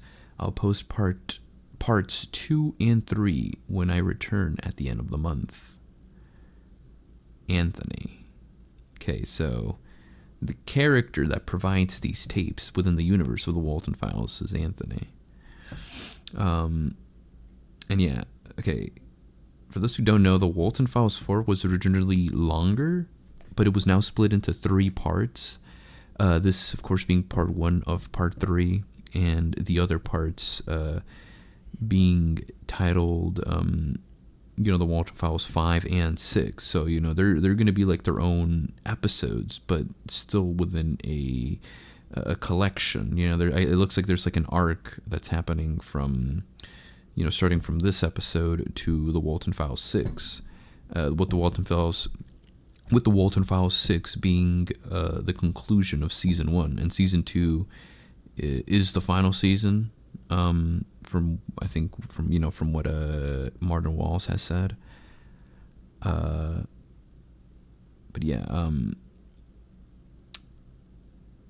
Cyberfun Tech Collection. Interesting though. It looks like I don't want to be wrong or anything, but I don't know. I mean, with the way it's titled, it feels like the next 2 episodes are going to be somewhat like in the same like style, where we're not going to see Sophie, but I think we have to see Sophie, right? Because like it'd be crazy if we have to wait like another year, which we most likely will have to, right, for like the second season. But I think we got to jump back into Sophie's story, to be honest, because Sophie's story is where the stakes are at. We don't know if she's like, if she ends up making this alive, or, her girlfriend. I thought it does say, that Sophie is like the last Walten. It looks like she's the one who ended up hiding the tapes herself or something, right? Because the present character, which is... what's it called?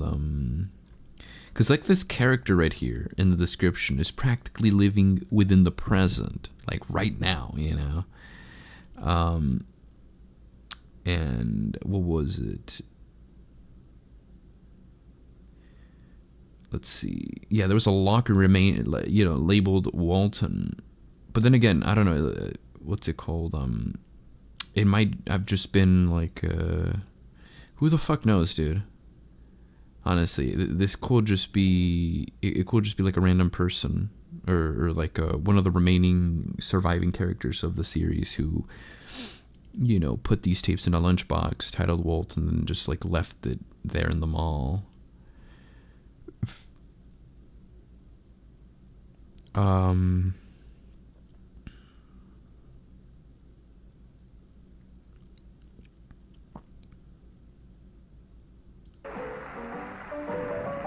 Yeah, Bond was acting pretty girly with this. I mean, who the Bond mewing?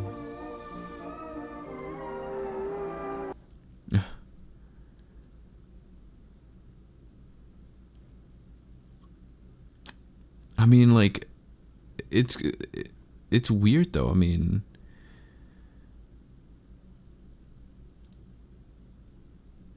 because like, if Jack isn't actually Bond, then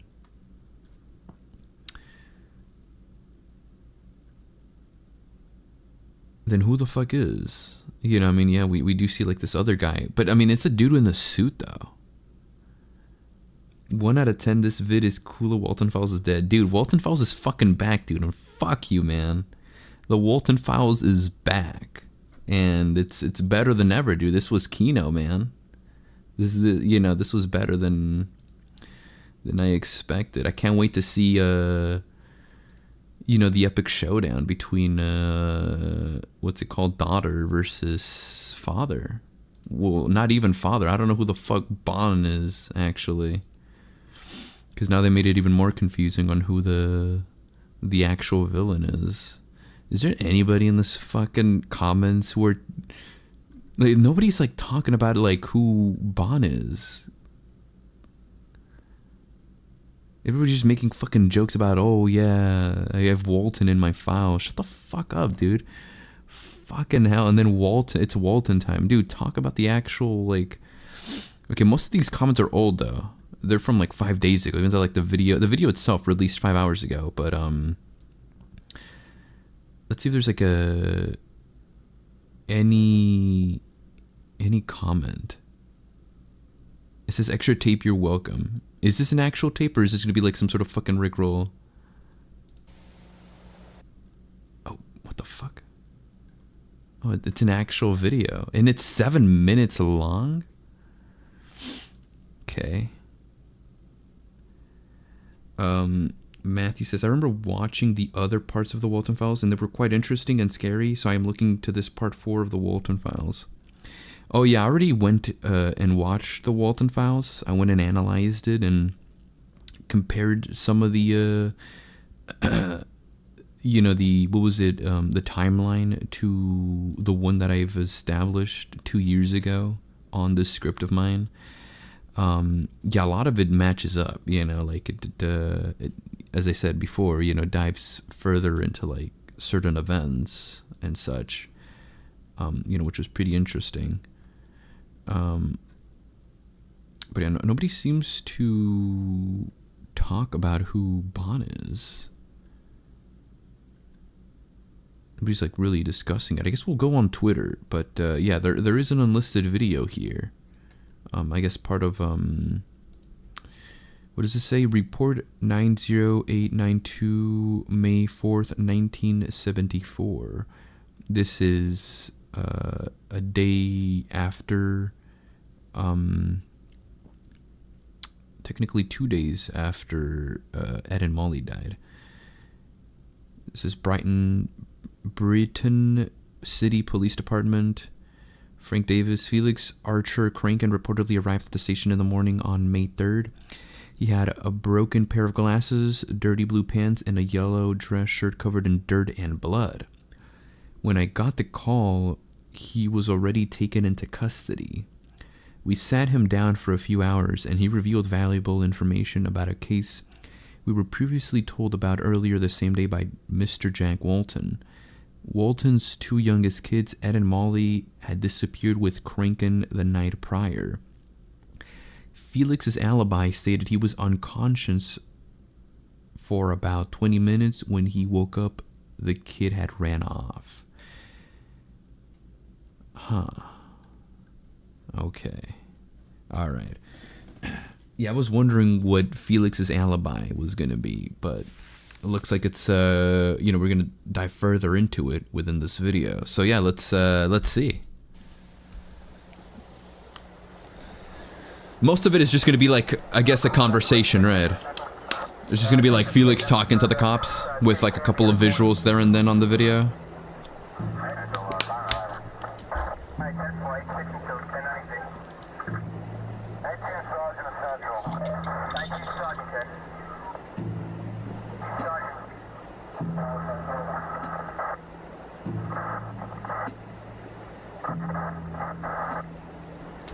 Oh, are these the cops, like...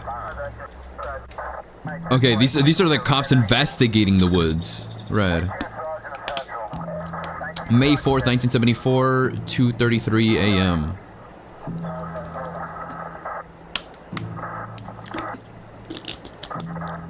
Interesting.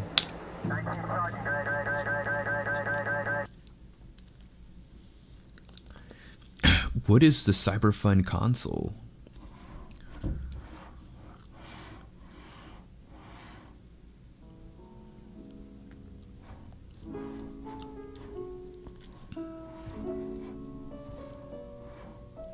The CT console is a data disk. Console is a data disk filled with all the vital information of the Bond's Burgers animatronics. The console contains the main patterns for the robot's movements and interactions with the customers. The console allows the animatronics to have advanced interactions with the audience. Most notable one being the walk-around feature, which allows the character to roam around the place. The console allows the animatronics to have advanced interactions with the audience, most notable being the walk-around feature, which allows the character to roam around the place. Okay, so yeah, within the universe of the Walten files, these animatronics are super fucking advanced. They're able to like just walk around and detect customers, casual, regular customers. You know, this makes more sense than what Five Nights at Freddy's does, which is where yeah, the animatronics are able to move, but it doesn't make any sense though, because animatronics in general are just not able to move because they're installed within the floor. But in here, it makes more sense because at least, you know, they talk about it. You know, they're like, yeah, you know, they are able to move. You know, well, FNAF, you know, doesn't make sense. The character to roam around the place. For safety protocols, the console allows the robot to visualize its surroundings. This avoids the character falling, bumping onto objects or even customers. This feature is called map tracking, and it works as a basic radar for the animatronics. The map tracking feature records audio for safety reasons. Once the console is removed from the mech, technicians are allowed to see the recording from the animatronic's perspective. If any console recording contains any error or faulty programming, please contact Charles Brooke. Oh yeah, Charles is the you know, since Brian is here, Charles here is like that character who gets remember that video that was spammed in my server?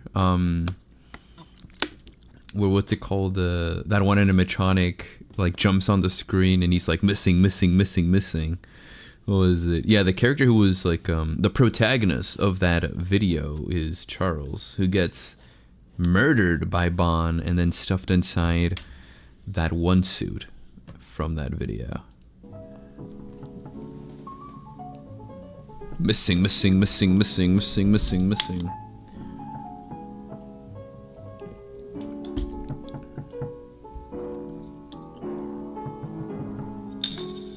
Oh shit. Who's this supposed to be? Facial tracking.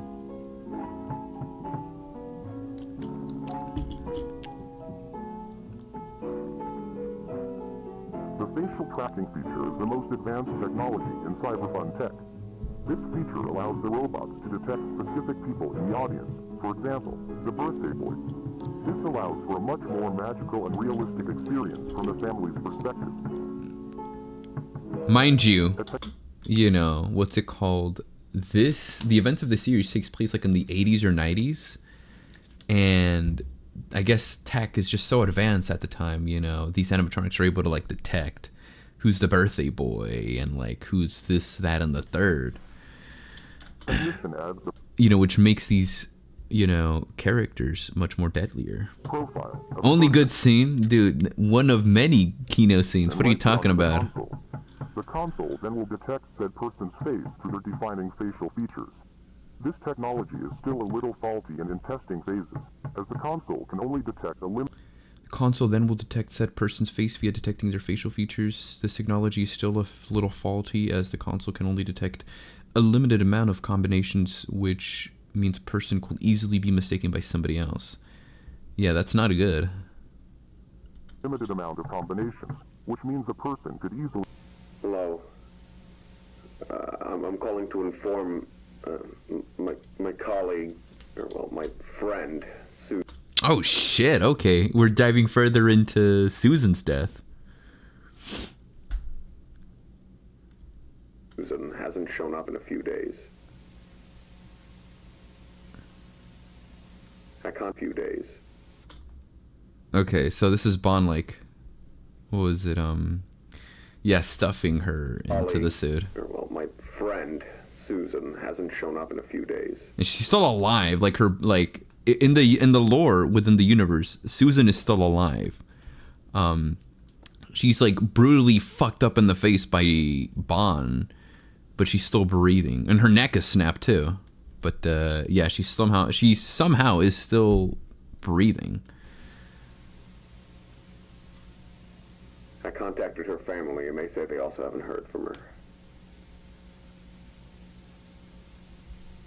We're all really worried over here that something may have happened to her. Apparently she was here on the 30th, but I'm not sure. I called in sick that day. Please, if anyone has any information, call me that day. What the fuck was that? Please. So, okay, so he's like moving her head, trying to get into position or whatever. There's like a frame though. What was that frame? Oh, okay, it's like him putting on the mask, but there's like blood and shit like coming out of it though. So did he just like fucking like shove it in within her face until like it was able to fit in, and because of all that jamming, like she suffered even more like head injuries and shit to the point where it's like bleeding through the mouth? Information, call me. Please. What the fuck is that? Oh shit. Who's that supposed to be? Is that supposed to be Bond, Red? Because we don't know who Bond is. I thought it was Jack Walten. Everybody thought it was Jack Walten for fucking years, but looks like it might not be. You can press the left and right arrows, the ones above Alt, to go frame by frame.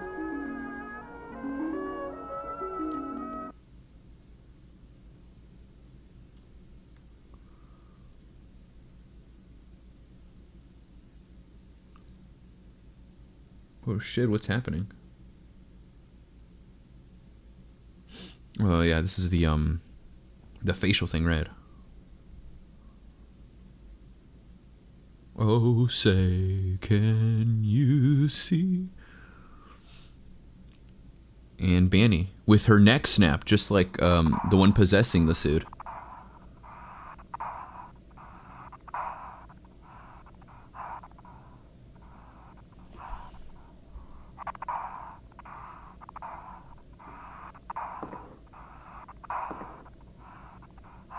Is Jack gonna like come back in, or not Jack? Bond is Bond gonna come back in and just like snap her neck back into place? Imagine. I hope that happens. It'd be kind of funny. It'd be fucked up but funny. He's just like, oh yeah, your head's not supposed to be this way. I'm sorry. I'm the one who made it that way in the first place, but let me just snap it right back into place. I don't think that's how it works though. I don't think he'd be able to do that. Like, if I mean, he could try, but I don't think that's how it works. Right. I don't know. I don't know too much about how fucking bones work and shit. It might actually work. Who fucking knows? The art style is different here, though.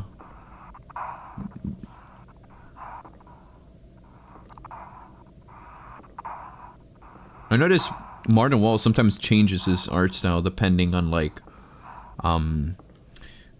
the situation and stuff.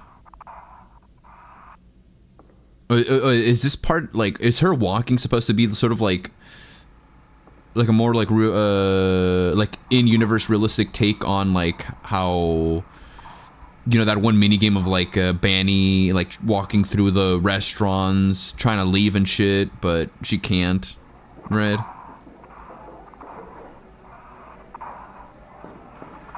What the fuck?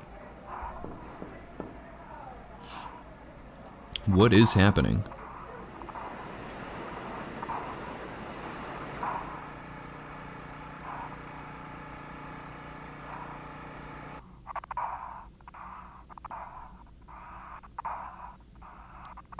Is Bond gonna like run towards her, or?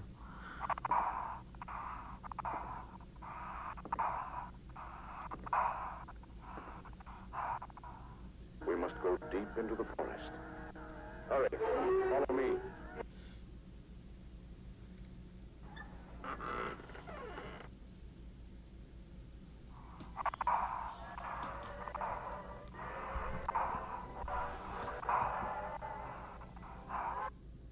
Oh shit. Okay, so this opening was supposed to be like Ed and Molly, right? Trying to like open up this sort of like, what was it? You said sort of like this in between space between like heaven and hell, right? And Banny was almost gonna make it to Ed and Molly up until Jack walked in, or not Jack, but Bond, and stopped her.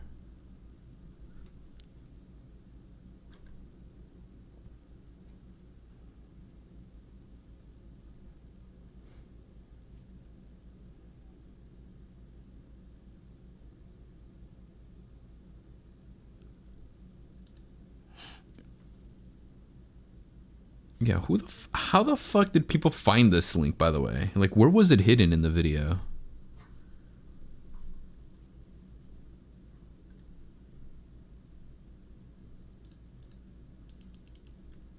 Yeah, Bond's face is pretty different.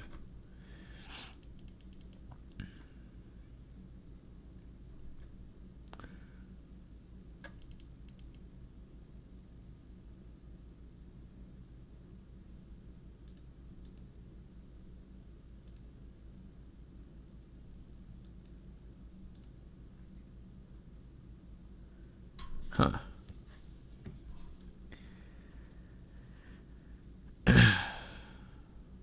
Them kids ain't alright. Yeah, where the fuck was this? Oh, okay, so the link itself split into like 2 parts, right? I guess in like the fourth Walten Files video. Nobody here though, like, I don't think I like this Walten White guy very much. What the hell? Dude, nobody here talks about like Bond's identity. Except this guy, but this guy's making a fucking joke.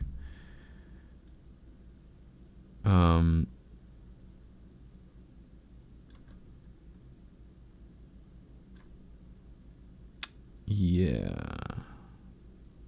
What do you mean that Jack is not a Bond? For real, dude, what the fuck? I mean, it also didn't make a whole lot of sense that Jack would be Bond, because Jack is obviously not a murderer.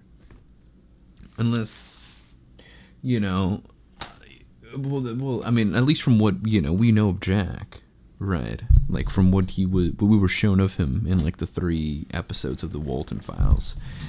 But it seems like, you know, that's not the case. You know, we don't see, because I thought, you know, he was going to go like a downward spiral, you know, sort of development, you know, where he turns evil. you know, because of his kids' deaths. But this might not be the case, but also could probably still be somewhat the case. Because, what's it called? Because, like, you know, where the fuck is Jack Walton? Because, you know, in chapter 3 and chapter 4, they do say that Jack has been missing for weeks or some shit. Nobody's seen him. So, and also, like, what was it? Rosemary said she heard Jack in the room, which is why she entered the room, and then she got fucking murdered. And then stuffed inside a Shah the sheep. You know, so it looks like, I mean, to me, it looked like Jack was trying to build, or trying to, like, kill his family and put them back, you know, give them another life within the suits so, you know, they can be together, you know. And that's why Bond is going after Sophie, who is the main protagonist of the Walten Files, who is the daughter of Jack Walton. Because, like, in the first video, yeah, he's when he escapes the forest, he goes out to look for Sophie, I'm pretty sure. But, like, if it's not Jack Walton, then who the fuck is it? And why the fuck do they want to find Sophie? You know, if they have no personal connection. Brian says, I don't know, man. It's called the house that Jack built. He's got to have murdered somebody. You know, fuck. I don't know, dude. I don't know. Like, the series just got more complicated. Thankfully, though, the 5th Walten Files episode is coming out within the same month. Not only that, but we're also getting the Walten Files 6 in the same month as well. And that will close out the first season of the Walten Files. And then we're probably going to have to wait like another fucking 2 years for the Walten Files season 2. But, what was it? Yeah. The Walten Files 3 came out in March 19, 2021, which by next month is going to be 3 years since the last installment release. But now we have a new installment. You know, so honestly, honest to God, you know, it was pretty surreal. It was pretty crazy to finally see the 4th episode drop. Because I lost hope. I was like, dude, it's been 3 years since the last episode. This dude, you know, Martin Wall seemed to have, you know, taken the money from these videos and the merchandise that he released and dipped, you know. But that was not the case. He, you know, finally released the 4th episode and is going to drop the next 2 episodes in the same month. We probably will still have to wait like a year or 2 for season 2, which, fuck, you know. But yeah, no, it's crazy though. You know, like I said previously, the 3rd Walten Files, what was it? Yeah, the 3rd Walten Files video, which was the last installment, what was it? Released in March 19, 2021. I have never, from what I remember, I have never worked at a job before then or during when this episode released. What's it called? I didn't get my first job until like around like August of 2021, which was fucking months after the 3rd episode release. And then I've worked at so many jobs since then. And now with and now we're in 2024 with the 4th video dropping, and you know, what's it called? Yeah, you know, I have a stable job and whatnot, but it's just crazy. And I've been through so many jobs since, you know, just so much shit since 3 and 4. You know, so that's crazy. Let's see what else. And any new stuff here? Any new teasers? CU 2024. So this is, I think we did see this this picture right on the video. And then we got a Bond plush. Oh shit, what the fuck? So we got Bon, and there's like more merch here. Interesting. Okay, so this is Jack, right? This like teaser images. Yeah, this is Jack. And this is Felix driving. And this is, you know, the new antagonist that was just introduced. Technically, he's always been there. But it's no longer Jack, I guess. It is now yet to be revealed. I mean, it better be a good villain, though, because, like, you know, he is the main villain. But, like, so far, there, I don't know, like, you know, it doesn't seem that, it doesn't seem to have, like, a personal connection towards, like, it seems to have a personal connection, but at the same time, it seems that it doesn't to have a personal connection to the Waltons, which are the main characters. So, like, you know, what's up with that? I don't know. I guess we'll see more by the 5th and the 6th episode, hopefully. And hopefully they don't leave us hanging on who this mysterious character is until season 2. Because that'll just be fucking insane. But, yeah. The Walten Files 4, we done and reviewed it. What's it called? We could go back and analyze it more, but I feel like I'll just leave that for the eventual Johnny Cooper return video that will finally happen. Look, I can see. Okay, so I've taken some notes here. What was it? What does it say? Put the other file here, the other Walten file here, and this was written in July 4, 2021. What was it? Anyway, she finds the back rooms, the back doors, where she sees a bunch of unused animatronic endoskeletons and such. We then see Rocket hanging from the ceiling, and Boozoo. She finds cassette tapes and inserted on the most creepiest animatronic in the building, Billy the Clown. The birthday song plays along with the names of Jack, Susan, Charles, Rosemary, and Sophie. I wonder what I meant by the other file. I guess me at the time would know, you know, but, you know, looking back at it now, I have no fucking clue. Can I view the history? Last edit was in July 4, 2021.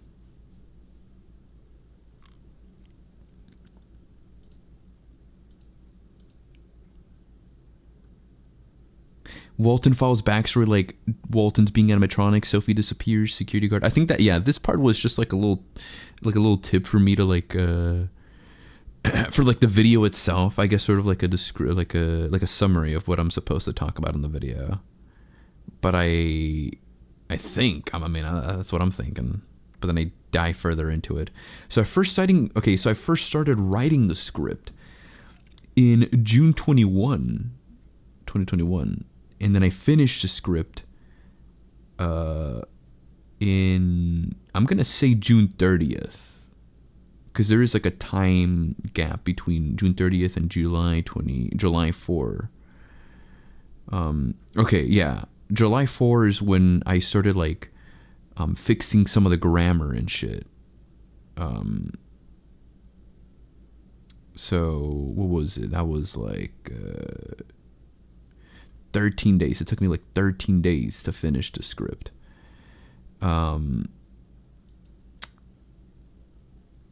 Wait. Okay, so when did I start like when did I upload the video though? Let's see. Technically, I somewhat finished the video in July 6th, so that was like, what was it? That was like six days later after I finished the script. And then I recorded the audio, and then I what was it? Yeah, and then I did all the editing. Okay, yeah, I remember like spending a few days just hardcore like, editing and shit. And then I published it in July 10th, but I finished it like in July 6th though. Interesting. And then ever since, I did I forgot I made a Sonic Frontiers video. I don't know why the fuck I did that, but I did. And then I did like a test video, I think, for that other secret YouTube channel that nobody still knows. And then Gus finds love theory. I forgot. These two are unlisted, but yeah, this will lead to the ultimate fate of Lalo Salamanca, which was my last video, and that was like, it's about to be 2 years. Yeah, 33 minutes. Holy shit! Well, damn.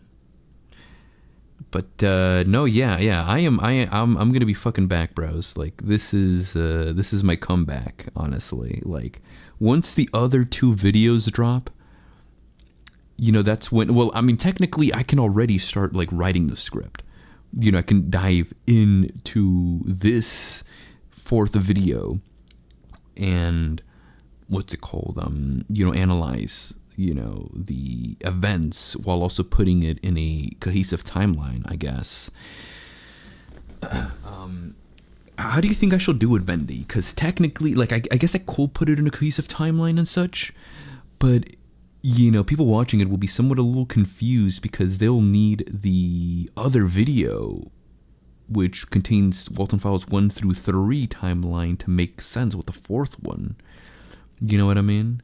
So I need to combine like all of the events, but that'd be too much, and then I'd have to like remake the video of 1 through 3. So I don't know how to really approach this.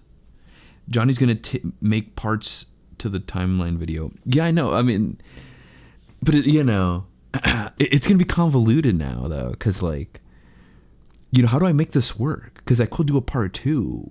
But how do I make it work though? Because,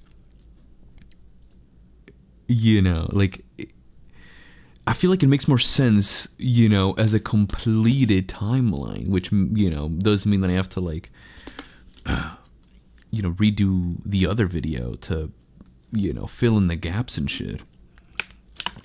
But, I don't want to do that yet. I mean, I will eventually gonna have to put everything together into like one huge fucking, Walten Files season 1 timeline, and then when season 2 ends, I'm gonna have to combine, I'm gonna make another timeline of that, and then eventually combine all of it into a complete series timeline. But how do I approach this for the second half of season 1? Do I just like,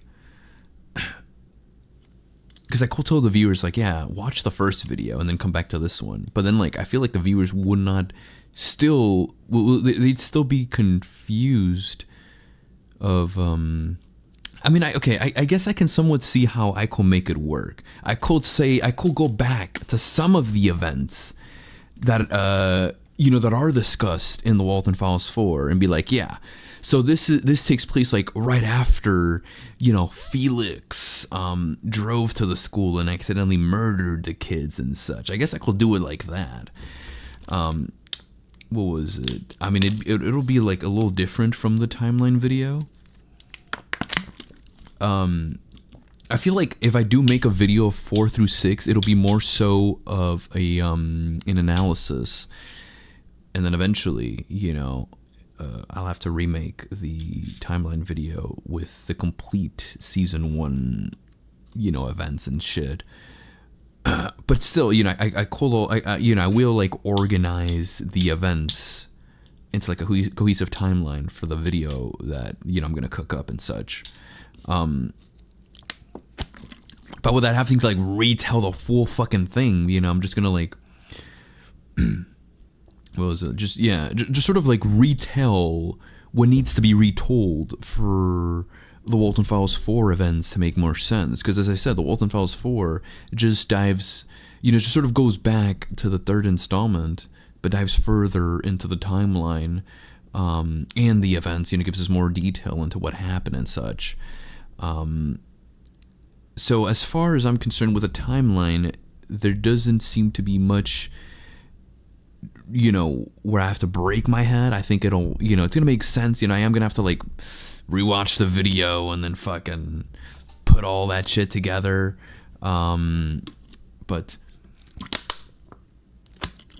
as of now, I could already start writing the script, analyzing the fourth installment, the events and such, and, putting it in a cohesive timeline already, and then go on from there. And then once the fifth one and sixth one drops, I put those in their respective timeline while discussing about it as well, and then going back into some of the, into my opinions that I do, that I will, I guess, discuss in the video and change it up. If there's like some things that, that are changed, then yeah, I'll just go back and like rewrite it to make it fit and such.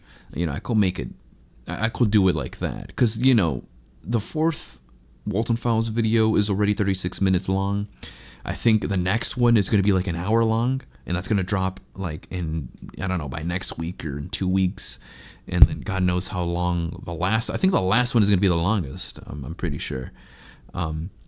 So for me, to save myself time, I think I better already start writing the script, and then update it as the next episodes go on, and rewrite a couple of things and make it all fit and such. I think that's how I'm going to do it. Bendy says, maybe start the video with correcting things that have been disproven within the new episodes. Yeah. Yeah. Let me... Fuck. Okay. Wait.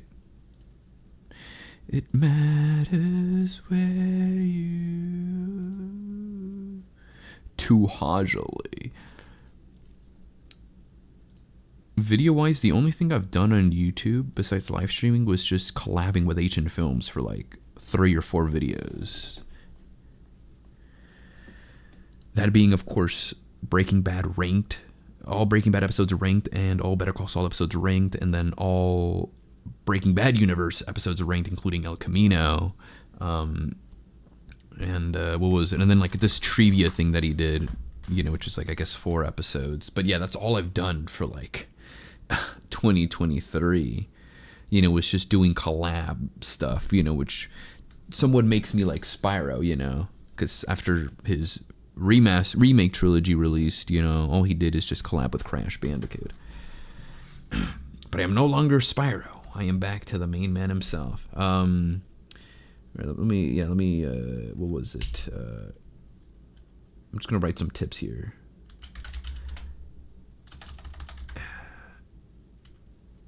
Only go back to events from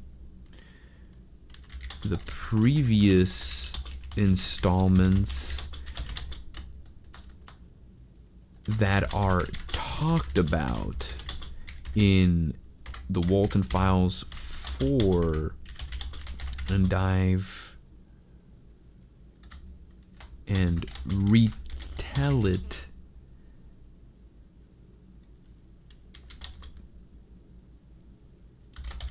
to connect it with the new events to make it make sense.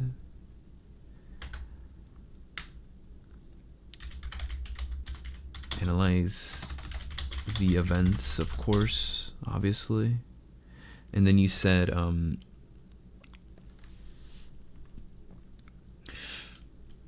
start the video with correcting things that have been disproven since my video.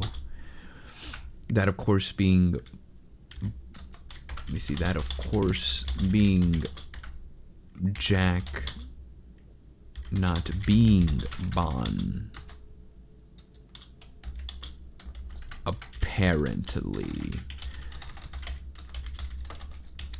Also, the birth dates of the adult characters finally being proven. Talk about the unlisted videos and some of the timeline events from the Find Jack Walten website. I think that's what the website is called, right? Find Jack Walten website. Alas, detective shit. Detective. Okay. All right. Brian says, God, I miss the Breaking Bad universe. I miss it too. You know, my father is finally watching Breaking Bad. You know, it's funny because the first Breaking Bad universe thing he's ever watched was El Camino, and it obviously does not make any sense if you didn't watch Breaking Bad, but he's finally watching Breaking Bad after, like, God, so many years. And he's already, like, what was it? He started, like, a couple days ago, and he's already near the end of season 4. You know, I can't wait to see his reaction to Face Off, which is the scene where, you know, the episode where Gus Fring dies, and then the episode where Mike dies, and then what's it called? And then Ozymandias, and then Felina. And then, of course, he's going to have to rewatch El Camino. And then he said he's going to jump into Better Call Saul right after. So it's going to be interesting to, you know, see his reaction to, what's it called, to Nacho's death. And then Plan and Execution. And then the episode that follows up, which is Point and Shoot. For me, I've been rewatching Better Call Saul lately.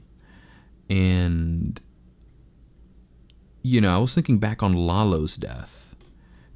And,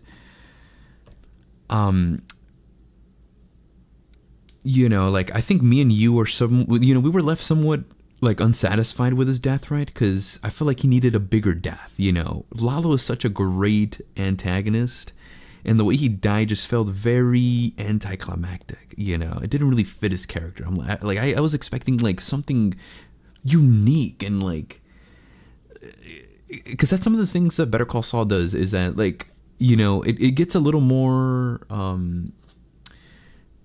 Better Call Saul is a little way more serious and, like, quote unquote realistic in a way, but also really not, because Lalo is not a realistic character. I mean, that motherfucker, like, he jumps through floors, he teleports from, like, countries, right? Because, like, he somehow, like, when he was wanted and shit, he went from, like, Mexico to the US and then to fucking Europe to get info from, you know, for, like, Gus's lab and shit.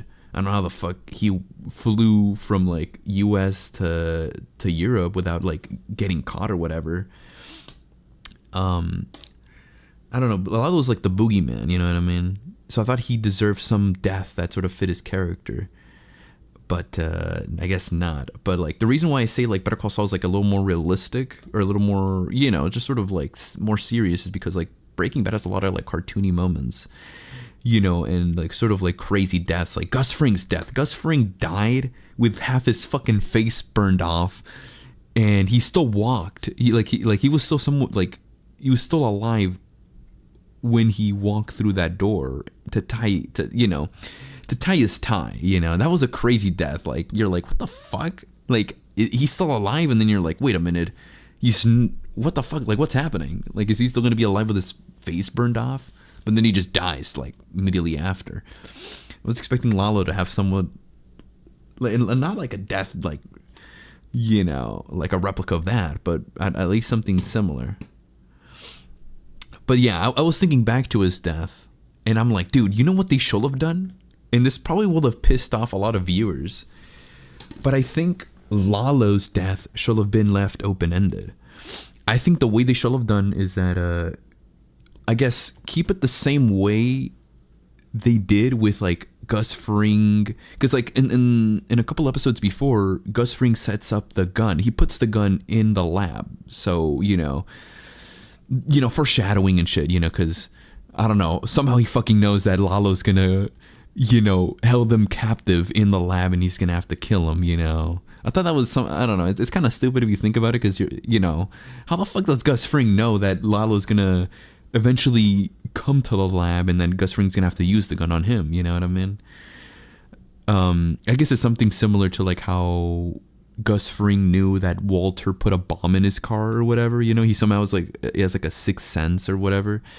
But anyways, like the same thing happens, like Gus Fring and Lalo get into a shootout, the lights turn off, just like how it did in the show, and then it turns back on, but Lalo's not there, you know what I mean? Because in the actual show, Lalo's there, and he's fucking dead, he's bleeding to death. But in my version, what's called, the same thing will go down, but the lights turn back on and Lalo's not there anymore. But there's blood, and the blood is trailing all over to the stairs through the exit. And Gus Fring's like, he's trying to like look for Lalo, but Lalo's not there anymore. And Lalo just does not show up in Better Call Saul anymore. Like, that's it for him, you know what I mean? Like, we don't get to see what fucking happened to him, like he might have like, he left and he, there's a possibility that he bled out to death somewhere and they just never found his body, or he left and got fixed and just decided to just give up, I guess, his hatred towards Gus Fring. You know what I mean? I don't know, dude. I feel like they should have done something like that, where it was like left open-ended to whether he did die or not. And then Gus Fring, because, there is that whole thing where like Gus Fring will not rest until all of the Salamancas are dead. But I guess he could have assumed like, Lalo has not shown up after all these years to kill me. I guess he just is dead. He just never found his corpse. And that's why he, said like, oh yeah, all the Salamancas are dead, including you, Hector, But, that doesn't mean, he could, Lalo could still be dead, we just will not see it, But he could also still be alive, but we wouldn't know. You know what I mean? Or, there's that alternative where I remember, I think I made up I think I saw like a comment saying like the same thing happens, like what I said, like there's a shootout and the lights turn back on and Lalo is gone, but Gus Fring is able to get up, he's able to catch up to him, and then they get into like a car chase where Lalo still has the camera with all the recording and shit, but he's racing through Mexico to get the recording to fucking Don Eladio. And then, yeah, there's like a race between like Gus's men and Lalo. And then eventually like Lalo crashes and he burns to death and shit. Which will be ironic because he was supposed to burn to death in the last season when he faked his death.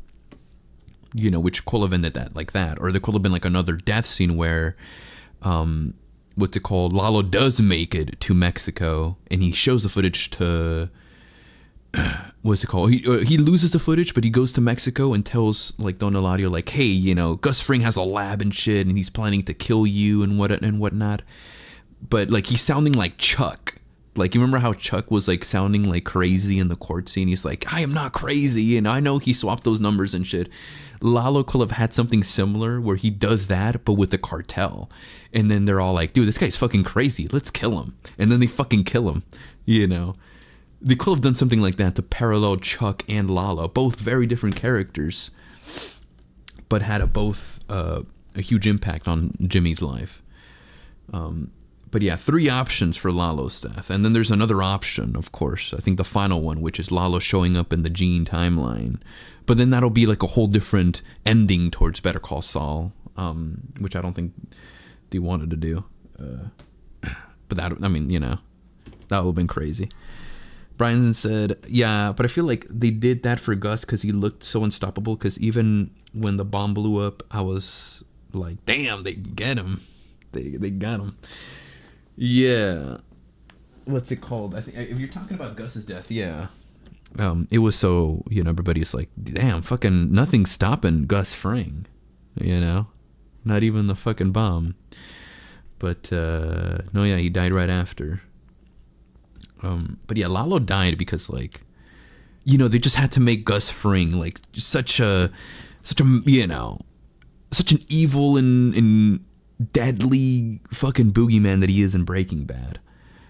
And yeah, you know, to make it fit to where like, oh yeah, all the Salamancas are dead and you're the last one, Hector, so now I'm gonna have to kill you, you know, type of shit.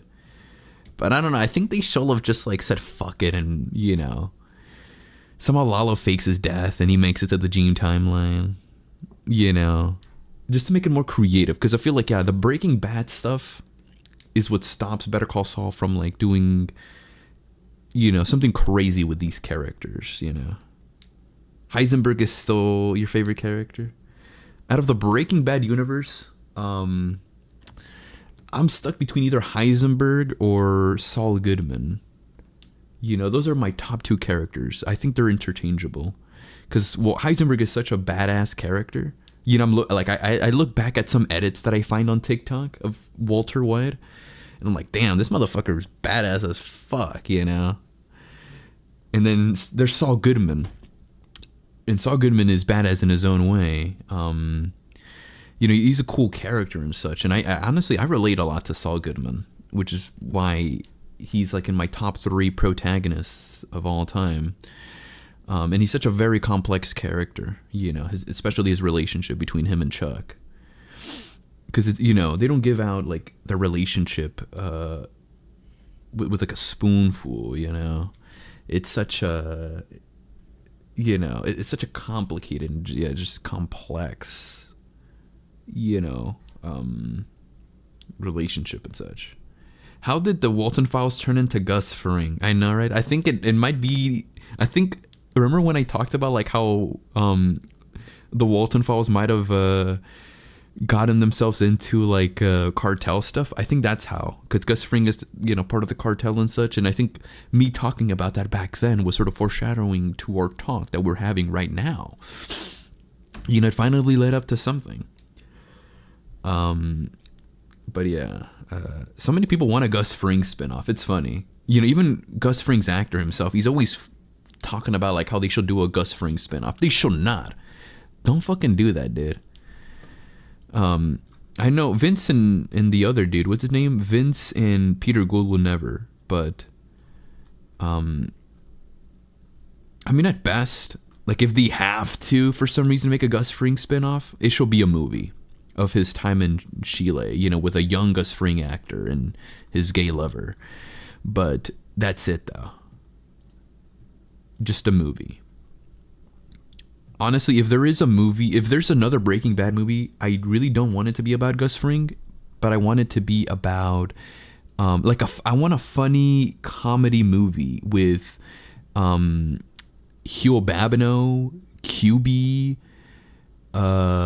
Jeff, and, you know, maybe a Francesca cameo, and some of the other characters from Better Call Saul, like, Ernesto and what's it called? Erin. Remember Erin? That one chick that everybody on 4chan wanted to bang. And then what's it called? And then the other guy that gives what's his name? Saul Goodman a Coco Bello desk. I don't know if you remember, Brian. You know, they should make a movie with all those characters, like the remaining characters, and just make it into like a comedy movie or something, you know, where they all have to team up or some shit to like fight a leftover villain. I don't know who. Oh no, wait, yeah, and also bring back that guy with like the from Better Call Saul with the glasses. What was his name? Better Call Saul Daniel Warmland. This guy. Bring back him. This guy. Because this guy just fucking disappeared after like the 3rd season. After Chuck died, he fucking vanished. Expenses. What was it? Expenses was, yeah, season 3. They should bring him back, and they should bring him back, bring Hugh Babineau, bring let's see what else, QB, Bring back Juan Bolsa. No, Juan Bolsa. Dude, fucking bring back Juan Bolsa. Make him the villain. Just say that he survived the shootout. And then there's fucking Jeff. They need to bring back Jeff. I mean, I hate what they did to his character, but whatever, you know what I mean? His new character, the new version of him is like comedic. You know, so they can like put him up with Hugh Babineau and QB, and then this guy too. Just, you know, bring this guy too. You know, make that into like just like a buddy cop film or whatever. And then have a cameo with Bill Oakley too.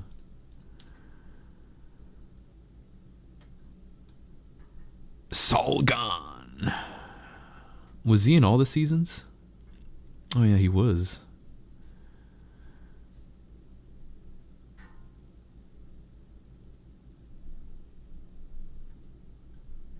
Chuck McGill, bruh.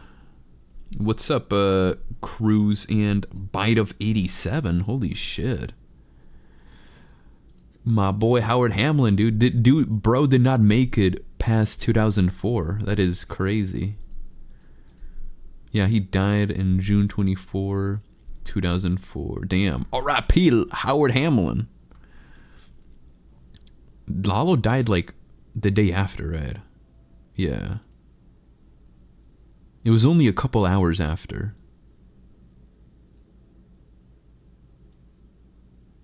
But yeah, bring my boy Daniel Wormland.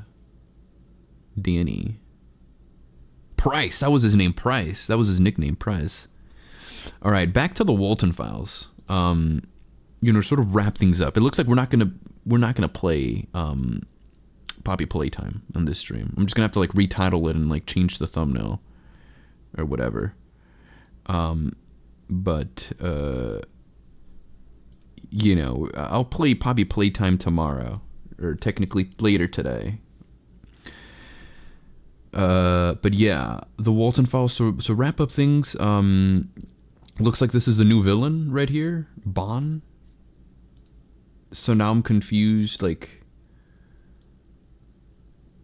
who the fuck this guy is? Because Bon is just like the name of the animatronic.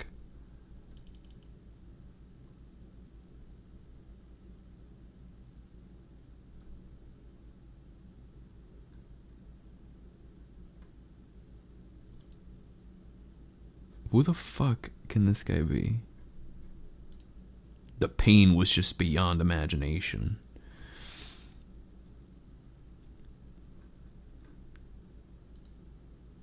Man, this is Jack just being so pissed and driven to anger, literally, to Felix's place. Yeah, I like how, because I mean, you know, this wasn't. I don't think this was like thought of since the first Walten Files episode. But I do like how he goes back to this face, you know, which back then it didn't make a whole lot of sense. I think it was just done to make, you know, to try to make the episode a little more eerie by showing like this blank white face just doing random expressions. But you know, Martin Wells goes back to the first episode with this face and makes it work. You know, it sort of loops back.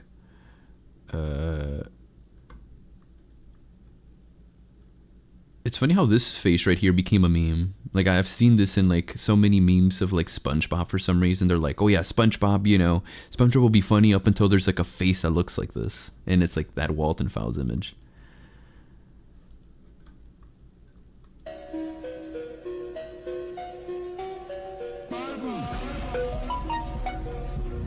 Fuck, the fucking Android sound ruined the thing. But yeah, that was funny. There is nothing silent about nights in Brighton? The Walten Files. Pick up the phone, baby. Johnny gets arrested after finding out Jack Walten is not Bond. Dude, they should lock me up, bro. Because I think everybody was dead on with Jack Walten being Bond. And then, you know, that's obviously not the case. I mean, I think it was too obvious for him to be Bond, but I guess, you know, as I said, it was not the case. Let's see what this guy has to say. I think it's interesting Charles and Susan talk about how the animatronics were having trouble recognizing Sophie, but in the notes we see it mentions that Bonnie specifically recognized Sophie right away. Will simply just mean they improved it. But I still think it's an interesting detail to mention Bond specifically, not suggesting Bond was haunted or anything. I just think it serves as a neat parallel since he's the one looking for her later on. Yeah, I told you all that. Bond he escapes the restaurant and the forest years later to find Sophie, but it doesn't make sense if Bond is not Jack, because if it is just some random new villain who's the main villain, then why the fuck does he want to look for Sophie? There's no connection there. Anyways, but it's also interesting because his ability to recognize Sophie seems to go away at some point, given he's killing people due to mistaking them for her. In Walten Files 2, they do mention the eye sockets being damaged, so it could be linked to that. Also worth noting, when referring to the damage, they make note to say it seems like someone damaged them intentionally. Perhaps that was done to try and spare Sophie, but by who? Sophie, well, yeah, but we're doing a secondary test because the console seems to have trouble detecting some faces. Oh, no, not Sophie. This is Susan. The test we did with Sophie, right? Let's see how this test goes. The line in Walten Files I was mentioning, in case anybody forgot about it. Okay. Huh.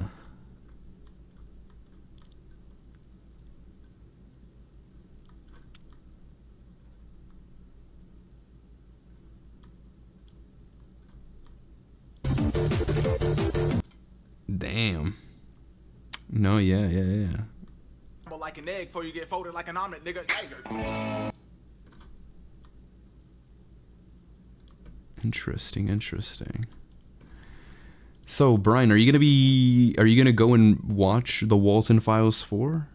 You know, the most keynote piece of media in 2024, as we all know?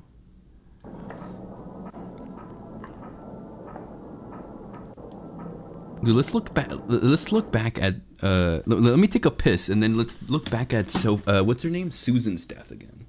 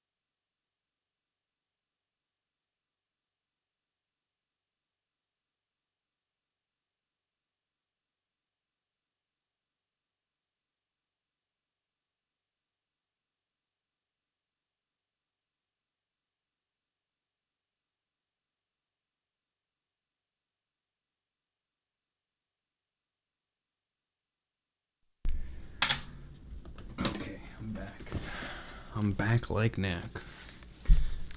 To cap off things, I'm just gonna rewatch Susan's death. I think that was the highlight of the episode, was just actually getting to see Susan get brutally murdered by Bond. We see it happen, but we also really don't see it happen in the in Walten Files 3.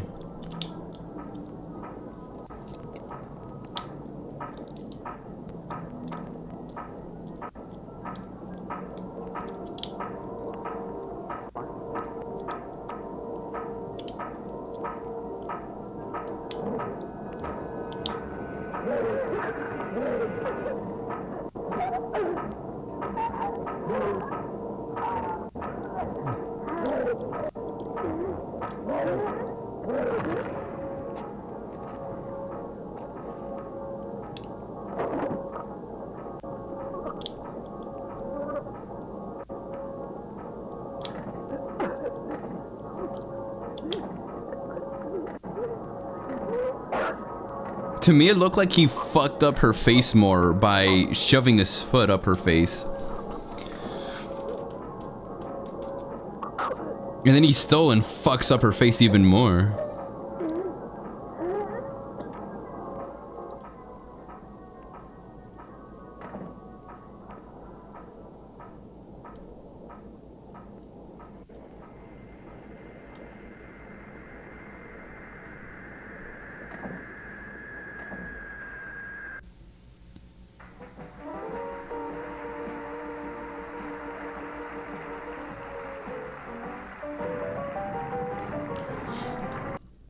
That part, I think this part is like the only thing that sort of takes me out a little, like just him doing this little zesty move, you know. But I guess, you know, I guess it works in a way because it makes it a little more unsettling. But no, yeah, Walten Files 4, that was crazy. I can't believe it finally dropped. Man, what a return. You know, I applaud Martin Walls once again, and I hope that in the future, A24 gets in contact with him, and you know, they manage to work out a deal where he gets to adapt the Walten Files to the big screen. And, you know, really derive in the concept of animatronics in a way that makes sense, in a way that, you know, makes such a concept very scary and utilized compared to what, you know, what Five Nights at Freddy's does. But yeah, because I mean, you know, other analog horror stuff have been getting a movie adaptation. I think only two, really. One of them already released, and that was Skinamarink. Not a good movie. I remember watching that as a date in the theater. You know, after the movie ended, we, you know, half the audience was already gone, and nobody said a single fucking thing when the movie ended. Everybody just got up and left, and I didn't even... I was like trying to come up with words on, you know, what to say, you know, to my girlfriend. I was like, you know, like, you know, what the fuck am I supposed to say after watching that movie? Like, oh yeah, well, you know, sorry I brought you to a 2-hour movie where literally nothing fucking happens, and it's just like, what's it called? It's just like different angles of a house. Where do I post my big black cock? You post it on my server. You know, I'll send you a link, and then you can like post all the big black cocks you want. How does that sound? But yeah, what was it? Skinamarink. Let me see. Let me pull up my review real quick. Well, just look at this, or look at this picture of Walter and Jesse being gay, while I look for that one review, or my review of Skinamarink. Because honestly, it's been a year. Let's see. Okay, I found it. Analog horror only works if it's 30 minutes or less with some interesting lore sprinkled in it. I think I still stand by this statement. There was no interesting lore in Skinamarink. The design of the main villain was not interesting. And the movie went on for like 2 hours long. 2 hours too long. And then, yeah. Absolutely awful. Nothing fucking happened.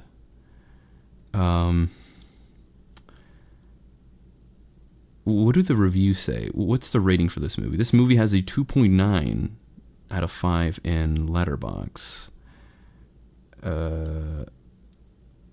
My friend Pink Llama has yet to watch it. What the fuck? HN has not watched it yet? That's... You know, it's funny. HN is the one who, like... He's a reason why I even watched this movie, because he's the one who told me, like, yeah, you know, they're making an analog horror movie. And at the time, I was like, dude, holy fuck, I'm a huge fan of analog horror. Let me check this shit out. And then I check it, and, well, you know, I literally checked it. I went to the fucking theater with my girlfriend. Paid, dude, I spent, like, what was it? I spent, like, probably, like, $35 in total for, like, the tickets and, like, the popcorn and sodas and shit. That's how much I spent on this movie, and this movie was fucking ass. I think this was the worst movie I saw last year. Let me look at my watch list. Let me look at my list. Fuck. Is it not loading? Okay. 2023 Cooper Films ranked. The worst movie I saw last year was Sound of Freedom. Worst shit I've ever seen. Followed up by Ant-Man and the Wasp, Quantumania, and then Transformers: Rise of the Beasts. And then Skinamarink. So Skinamarink isn't the worst movie I saw last year, but it's up there. I just give it props because it's analog horror. You know, just the analog horror fanboy in me is like, you know, what makes it not the worst movie. Followed up by Aquaman. Yeah, Aquaman was fucking ass. That was the worst movie I ever... Well, I mean, it's not the worst superhero movie of last year, because that gets beaten by Ant-Man. And then it's followed up by Flash, and then yeah, what was it? But yeah, I got Oppenheimer and, you know, number 1. But that's such like a boring... I feel like that's such a boring answer or placement for like favorite movie of last year, because, you know, that's everybody's favorite movie of last year is Oppenheimer. And then the second one is The Holdovers with Paul... I think his name is Paul Giamatti. Second best movie of last year. And then, you know, Scorsese's movie, and then Iron Claw was, you know, that one was quite a surprise. And then Barbie. I like Barbie. You know, I'm just like my boy Ken. And then yeah, you know, we got John Wick, and then, you know, back-to-back Cape shit movies, and then Dungeons, and then Impossible, and then the Mr. Robot movie. I'm so surprised, actually, that this movie turned out to be a Mr. Robot sequel. Mastermind Elliot better pull through and save the world one last time. I'm such a fangirl for Sam Esmail's shot framing, and you can bet I was kicking my feet when they called back events from Mr. Robot. Yeah. Yeah, I was fanboying. Like, this was like 2 months ago, right, when this movie came out. Everybody talked about it. This was like one of the most watched, I think the most watched movie of Netflix last year. And not many people know that this is a Mr. Robot sequel, you know, which is fine, because like this movie can, you know, it works as its own thing, you know. But yeah, I was fanboying when they called back events from like Mr. Robot. I was like, no fucking way. I mean, none of the characters from Mr. Robot show up, but like, you know, it is a sequel.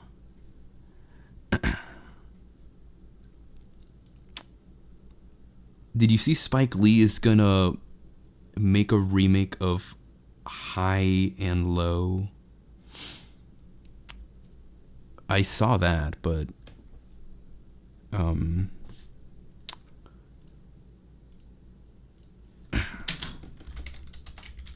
and Low. Dude, Spike Lee is always remaking, what's it called? What was it? It's Korean movies, right?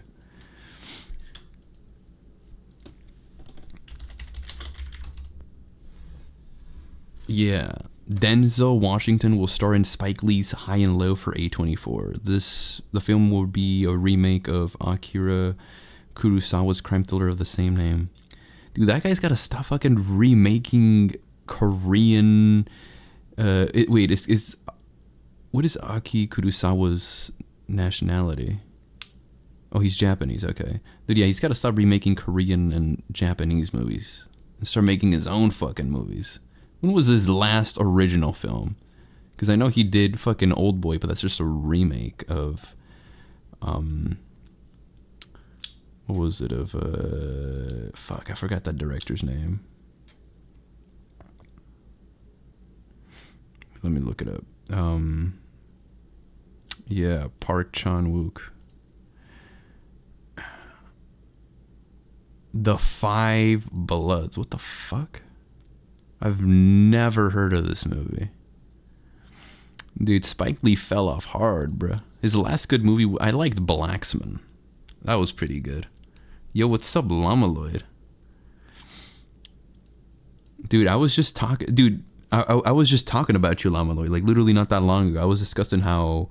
Because I see that you have Skinamarink as wanting to watch, but you have not watched it yet. Will you eventually watch Skinamarink? What's your review on this? You gave it 3.5 stars. At first, I really did not like the movie, but after watching it a second time, I have grown fond of the film.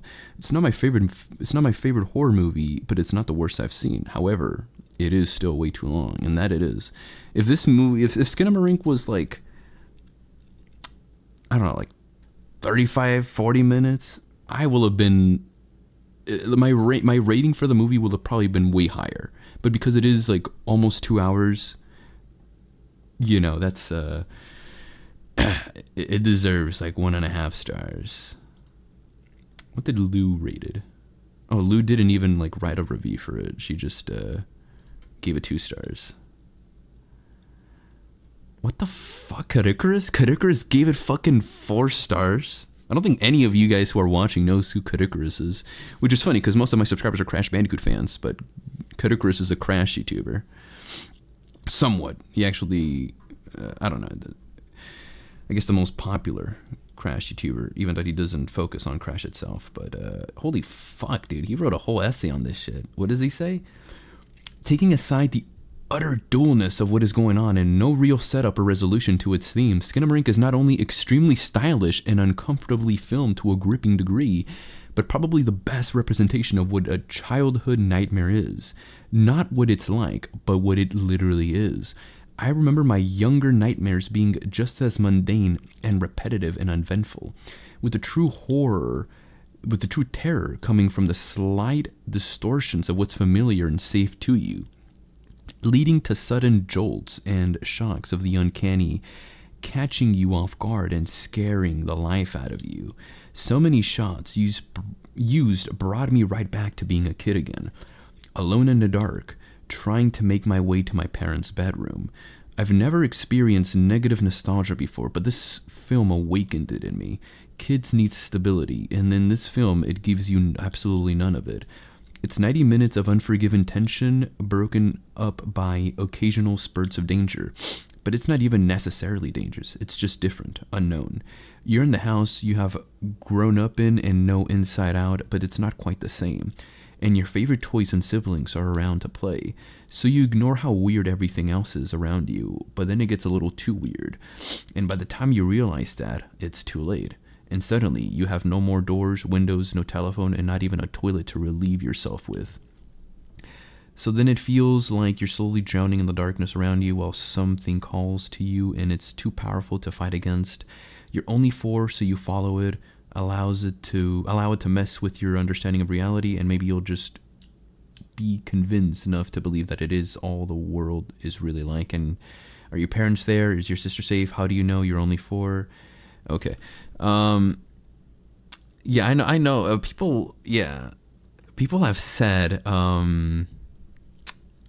you know, like what Karikarus said, you know, I've seen other people talk about the same thing. Like, oh yeah, Skinamarink reminds me of when I was a kid.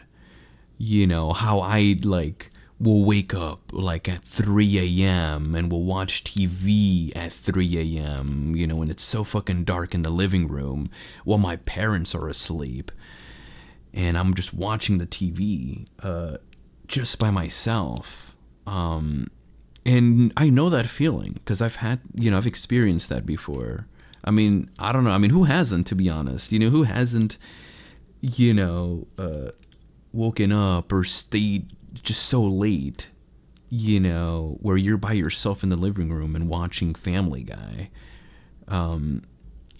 Because I mean, yeah, it's happened to me before, and what's it called? And most of those moments, I have been scared. You know, I've been like, fuck. You know, it's so alone. I feel so lonely. You know, it's only me, and you know, there's these two thoughts. You know, there's the supernatural thoughts where like, fuck. You know, I'm scared because I feel like something's gonna pop up. But then there's also that other more like realistic, you know, spookiness to it where I'm like, damn, you know. All my, you know, my family is asleep and I'm all alone. You know what I mean? The fuck do I do? But I don't know. Maybe I have to rewatch Skinamarink again. But do I really want to watch Skinamarink? Because I know nothing really happens to it. You know, and if I were to rewatch it, I'll have to turn off all the lights and then, you know, get my big headphones on, turn it to the full max volume because I know the movie is heavily reliant on audio. And just stand there and try not to fall asleep. Like how I think I was somewhat doing when I watched it. But I actually cannot recall if I was somewhat falling asleep. I just know that at one point I was like, dude, the movie has to fucking end. Like, I want to leave, but I can't because I paid like $35 for like everything that night. We still watching Madam Web next week? It's next week, right? Let's see. Next week, like, by next week, you mean like Saturday, February the 17th? Why are Skinamarink reviews just trauma dumps? I know, yeah. It is just, like, trauma dumps. It's funny, like, these reviews from friends. And, you know. Let's see what this guy says. You really need to be immersed for this movie to work. Like, you gotta watch it alone without lights, not even as like a challenge, but just because the movie's so slow and the shots are so ambiguous, it's very easy to lose your attention. If you watch it with friends, you guys are gonna just be talking the whole time like, oh, what's that? Is that a face? Wait, what room is this? Have we seen this corner before? Or is that the dad? Did the Legos move? My immersion wasn't great for this movie because I was eating a really yummy bowl of chile. Honestly, it was really good chile. I really knocked it out of the park. Like, it wasn't a crazy or complex or anything. I didn't even have meat on it. It was just, but I think... Dude, this guy's... Oh my god, what the fuck? This guy just goes on about his fucking food and shit. He literally loses, like, what's it called? His train of thought. And he just rants on about his amazing chile. And then this guy said, why are you nerds crying? It's 100 minutes of looking at the corner of a ceiling. Exactly. That's literally what the movie is literally just looking at a fucking corner of a ceiling for like 3 minutes straight until it cuts to like a different angle of a different department of a house. Yeah, it's true. If you have 10 minutes of silence and then out of nowhere play an extremely loud piercing sound, I will be startled. Amazing discovery there. And then this guy says, I will personally just turn the lights on and open all the windows and doors. Yeah, why the fuck did the kids not do that? Why did they not turn on the lights from the house? Do you enjoy extended shots of wall ceilings or pitch black rooms? What about watching lights turn on and off? Are you a fan of movies with absolutely no story or character development? Are you easily impressed by After Effects filters that are noticeably on a loop, making the movie look grainy beyond belief? Then have I got the movie for you. You're going to shit your pants when they dial numbers on the phone and whisper in the darkness. Shiver in fear when nothing happens for 10 minutes at a time. Your anxiety will be through the roof when the camera slow pans to an empty hallway or a floor full of Legos. You will be forced to cover your eyes and cry during a handful of screeching jump scares. The shock, the terror, the humanity. Seriously though, this was terrible. I literally cannot believe these reviews calling it one of the scariest movies they've ever seen. Which is funny actually, because a lot of fucking directors have said that this is the scariest movie they've ever seen. Anyways, it's basically Paranormal Activity meets Sleep Has Her House, but worse than both those movies. Surely you could call it experimental horror, but that doesn't make it actually scary. I watched it alone in the dark, and guess what? It's quite literally the most boring film I've ever seen. It could have potentially worked better as a short film, which, yeah, it will have. But as it is, This is by far the worst movie I've seen this year. Never again. What's it called? Yeah. I mean, even as a short film, I mean, I guess, yeah, it will have been way better, but I feel like there's other analog horror stuff that are way better and use the actual analog tropes in a way that makes sense. You know, where, you know, you sort of look at Skinamarink, you're like, you know, what is the point of this, you know? Is Skinamarink the best horror of 2023? No, dude, it's the worst, bro. Actually, what other... Let me look at my ranked and see what other horror movies came out that I have ranked. The Fall of the House of Usher. Well, this doesn't count because this is a mini-series. Saw X counts. We got Saw X. We got Evil Dead Rise. We got Talk to Me. We got Five Nights at Freddy's. We got... Missing doesn't count, does it? Is this horror or is this thriller? Let me check. I don't know. What the fuck is this movie? Because it's not horror. It's a thriller. Okay, never mind. Let me just close that. And then there's Scream. Oh no, and then I guess there's fucking... Yeah, and then there's Thanksgiving, and then Skinamarink. So those are 7 movies. Well, I mean, Thanksgiving, I guess it's horror, but it's not like it's not scary. Skinamarink is scary. Okay, look, if I'm being honest, Skinamarink is scarier than Thanksgiving. And obviously Scream.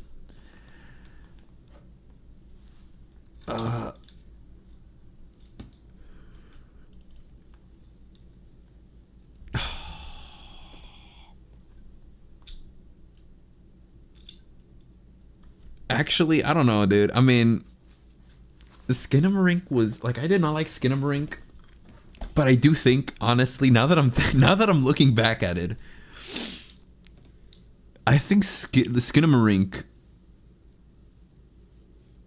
is the scariest movie of last year. Like, now that I'm looking back at it, I think it is the scariest movie of last year. But is it the best horror movie of last year? No. Is it the scariest though? I think it is, just because like it's a different type of horror, you know, and it's disturbing in a way where these other horrors, you know, are not. You know what I mean? But it's not good. You know, I don't think it's a good movie, and I don't think it's the best horror movie of last year, but I think it is the scariest movie of 2023. Bushwhacker says, "Talk to Me was the best horror movie that came out last year." I mean, I don't know if is Saw X really horror though? I mean, I think Saw X is the best quote unquote horror movie of last year, but it's not really horror, to be honest. It's more of a gore fest. Evil Dead Rise, I feel like is my I like this one a lot. Llama Lloyd, you did not like it? What the hell?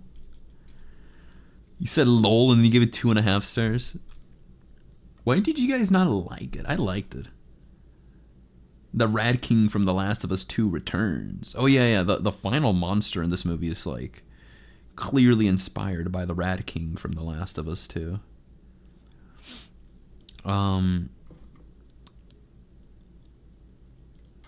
I think I actually, you know what? I think I might have rated Saw X higher because fucking Hoffman showed up at the end of the movie. I'm a huge fucking Detective Hoffman fan. You know, and I was like, dude, this is Kino, dude. Like, I don't give a fuck if the rest of the movie was ass. This is Kino. What did Luru say? Oh my god. Anyways, Talk to Me sounds like a horror movie for social anxiety. Talk to me. Oh, talk to me. Do you think I'm better off alone? Evil Dead Rise was not a horror movie. It was gore porn. You watched Evil Dead Rise? Evil Dead Rise is somewhat horror because of like the character designs and shit. But it's also a gore fest like Saw X, but Saw X isn't like scary. You know, it's only like, I guess, somewhat scary when like in directing wise, you know, when they make like a loud like jump scare or some shit, or like a loud sound or whatever. But other than that, there's like nothing horror about Saw X besides it just being gore. Evil Dead Rise, I guess it somewhat falls under the same thing, but not really though, because there is some horror tension in it, you know. So, you know, but it's also somewhat actiony as well. Talk to Me though. Talk to Me is horror, but I don't think it's scary as Skinamarink. But I also don't like Skinamarink. You know what I mean? Like, I don't know if that makes sense, you know? But yeah. Five Nights at Freddy's. I forgot to rank Five Nights at Freddy's. Five Nights at Freddy's is like... You know, I mean, that's not a good movie. You know, Five Nights at Freddy's is a shit film. I give it 2.5 stars. I think I was supposed to rate it again, because I did rewatch it. And I was going to give it 3 stars because of how campy it is. And I was like, you know what?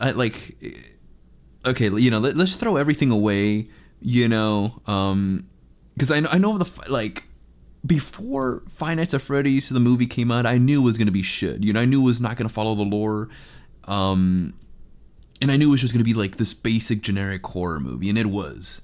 It turned out to be exactly everything that I thought it was going to be, when I wanted it to be more so in line to the Squimpus McGrimpus VHS tapes, because that was, I guess... You know, if that was made into a full-length movie, you know, it would have been pretty unique and scary.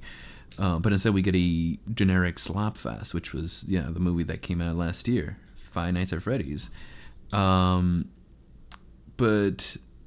you know, yeah, with like a lot of just, you know, like they don't, like in the movie itself, Mike does not use, you know, like the movie doesn't use any of the mechanics from The Office. The movie should have been... You know, if they wanted to make it, you know, still standard to the audience, is to, you know, have the movie all be in the restaurant. You know, don't take Mike out of the restaurant. Keep him there for the whole fucking movie. And have the whole movie mostly be in the office. People are like, you know, they're like, you can't make a whole movie where the character is in the office. Yes, you fucking can. You can make that, and you can make it scary as fuck. But they didn't try, you know, and they should have used, yeah, like him closing the doors and shit, just like how it does, like, you know, it happens in the games. And the most important thing that is not even featured in the movie is when the power goes off, and then you see Freddy standing in the door, you know, playing his little jingle. That does not happen in the movie. And yeah, there's a lot of horror elements that are taken out from the movie to mostly focusing on Mike and his fucking brother and shit, which they could have done, you know, they could have done that in, you know, said movie that I just, you know, made up. But yeah, and it's funny because most of the office scenes in this FNAF movie all happens while Mike is asleep, you know, so we barely really get any FNAF, you know.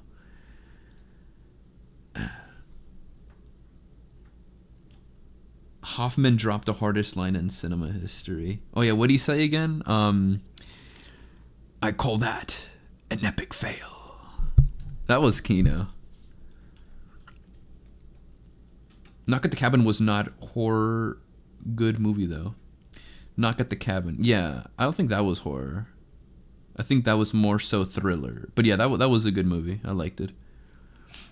So I think I will have changed the ending to keep it ambiguous, or on, like, if I was the director of Knock at the Cabin, dude, I would have made the ending just super fucking depressing.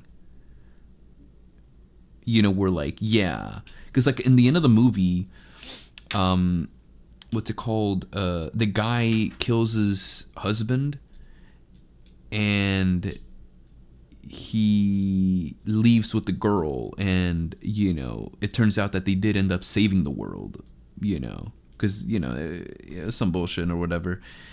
And the movie ends like, yeah, they saved the world, you know, because the dude had to kill his husband. But how I will have ended it is that, you know, he still kills the husband, and then, you know, he leaves with his daughter, but, you know, it was too late, and the world still fucking ends, and, like, he watches the world just crumble, and, like, asteroids just hit the Earth, you know, like, he watches all that happen with his daughter, and the movie just ends there, you know what I mean? And, like, you know what I mean? Like, well, yeah, like, you know, it would have been depressing as fuck, you know, but I feel like that would have been a way better and unique ending, you know? Or just like or you're just like an ending where like none of the two husbands die, you know what I mean? It's just like, you know what, fuck this world, you know, and then they just watch the world end, you know what I mean?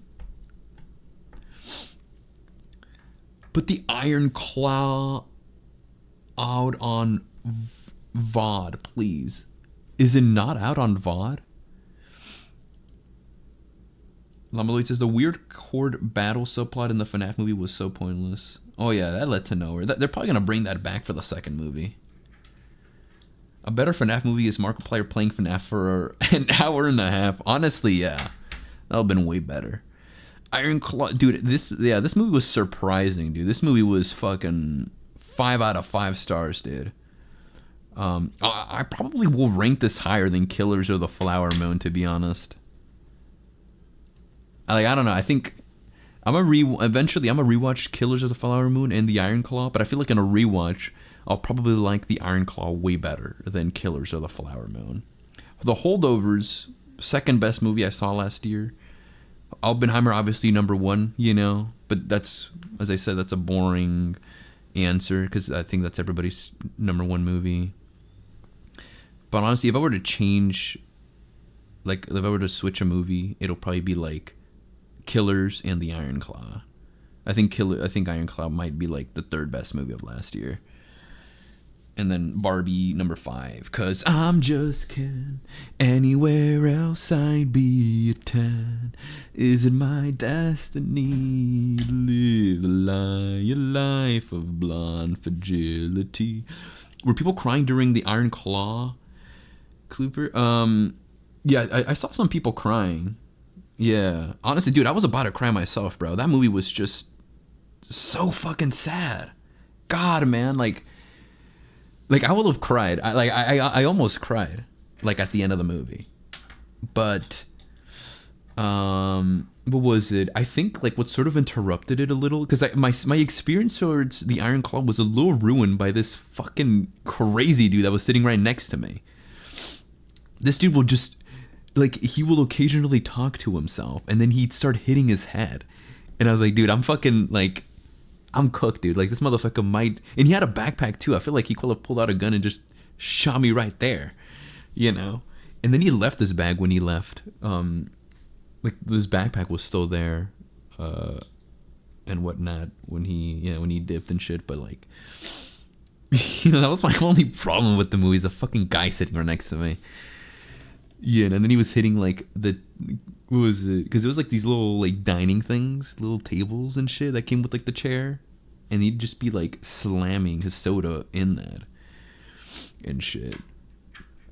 And, like, I wanted to tell him, dude, like, shut the fuck up, bro. Like, be quiet. You know what I mean? But, obviously, you know, there was something wrong with the guy, you know. But, fuck. Papa H was cooking when he made the Iron Claw. Who's Papa H? Who's that, dude? I will have told him to fuck off. Dude, I will have, bro, but like... Yeah, I mean, like, yeah. It was fuck. The whole thing was fucked, though, yeah. I mean, the dude was not there, dude, you know what I mean? He was not, like, all there, you know? Because, yeah, the dude was talking to himself. You know, he like occasionally just talked to himself, and I was like, I wanted him to like Shut the fuck up.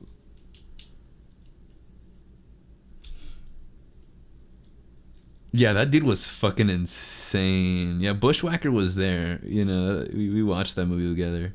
And the dude sitting next to me was just, yeah. You know, I was thinking like, man, what the fuck? Why did I have to be the one sitting right next to this guy? Why couldn't it be Bushwhacker? Why couldn't Bushwhacker be the one sitting right next to him? I mean, did that like... No, but like, what was it? Did that somewhat like... What was it? Like, did that somewhat like ruin your experience of a little Bushwhacker? Or was that like, were you just somewhat a little far from him distracting you from the movie? Because he did distract me at certain points. You know. I'm not gonna lie to you. Are you gonna watch wrestling after watching The Iron Claw? Well, I mean, I already watched The Iron Claw. Dude, Brian, that's funny, dude. Because, like, Iron Claw is supposed to be anti-wrestling, dude. If you watch it, like, Iron Claw does not promote wrestling at all. It's a wrestling movie, but it does not promote it. It's actually anti-wrestling. But anyways, that being said, I mean, I think the whole news that, you know, that's going on with WWE, with, like, The Rock taking, like, you know, Star and Center or whatever, you know, is pretty funny. And then what was it? And the whole Vince McMahon thing of him, like, what's it called, sexually assaulting women and shitting in them during like a sex move or whatever. Like, you know, I think that's like what's sparking interest for a lot of people in WWE, you know, is Vince McMahon shitting on a woman.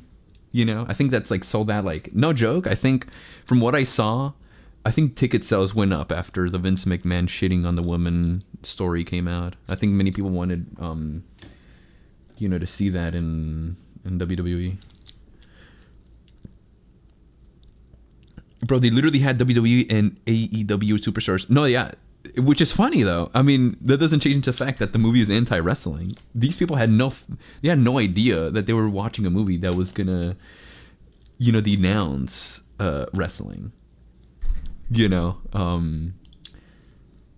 I mean, like, they watched it because, you know, the Von Erich family is a pretty famous story. I never heard of this story before. Like, I thought The Iron Claw was a fictional movie, but it's actually based on a true story. And yeah, the movie's fucking tragic. It's the most tragic movie I've ever seen. But yeah, like, before watching the movie, I thought it was going to be a generic pro wrestling movie. Like, oh yeah, you know, let me become a wrestler and let me achieve my dreams. Let me beat this one guy. Let me beat the main villain. You know what I mean? And then I'll win and then I'll get the belt or whatever. That does not happen at all. You know, like, yeah, like, they do wrestle and shit, but they lose. And then they end up fucking start killing themselves and shit. And I was like, damn, what the fuck? What the fuck is this movie? What am I watching? What did Bushwhacker put me into, bro? I don't want to watch people kill themselves. And then we watched Wonka after to sort of cleanse all the depressive shit from The Iron Claw.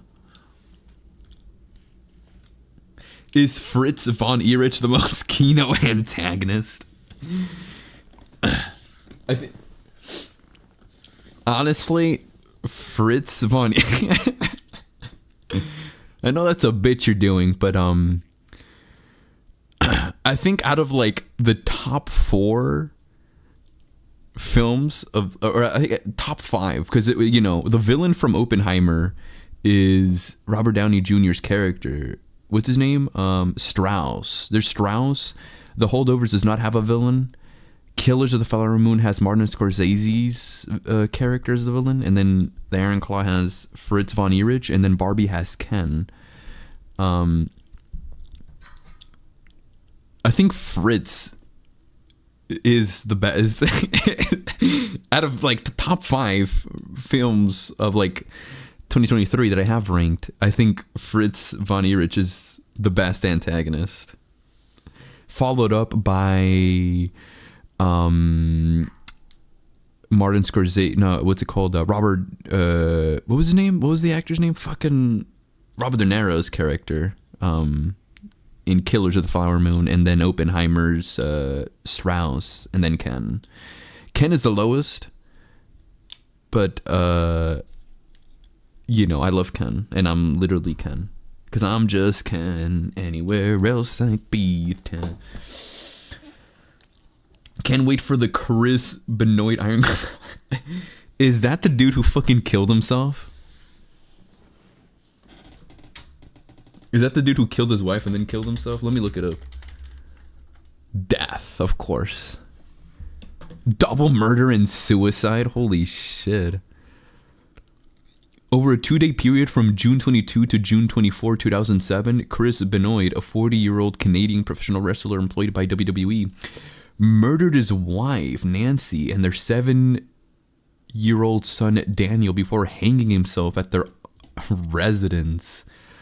Autopsy results showed that Benoit's wife was murdered first, having died of asphyxiation.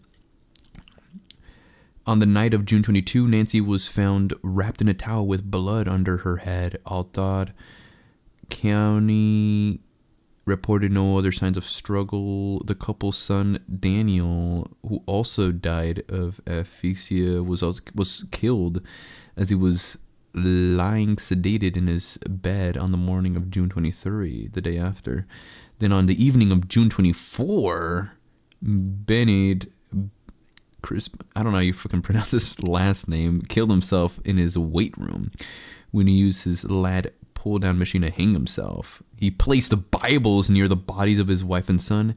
Since Benoit's suicide, numerous explanations for his actions have been proposed, including severe chronic trauma and steroid and alcohol abuse, leading to a failing marriage and other personal problems. This led to numerous media accounts and federal investigation into steroid abuse in professional wrestling.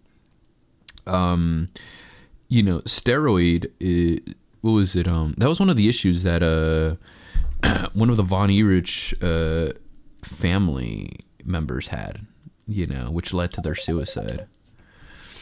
Oh fuck, somebody's calling me. Call him up later. Yeah, one of his sons is still alive and is wrestling. What the fuck? You know, that's funny. Like, I think the Von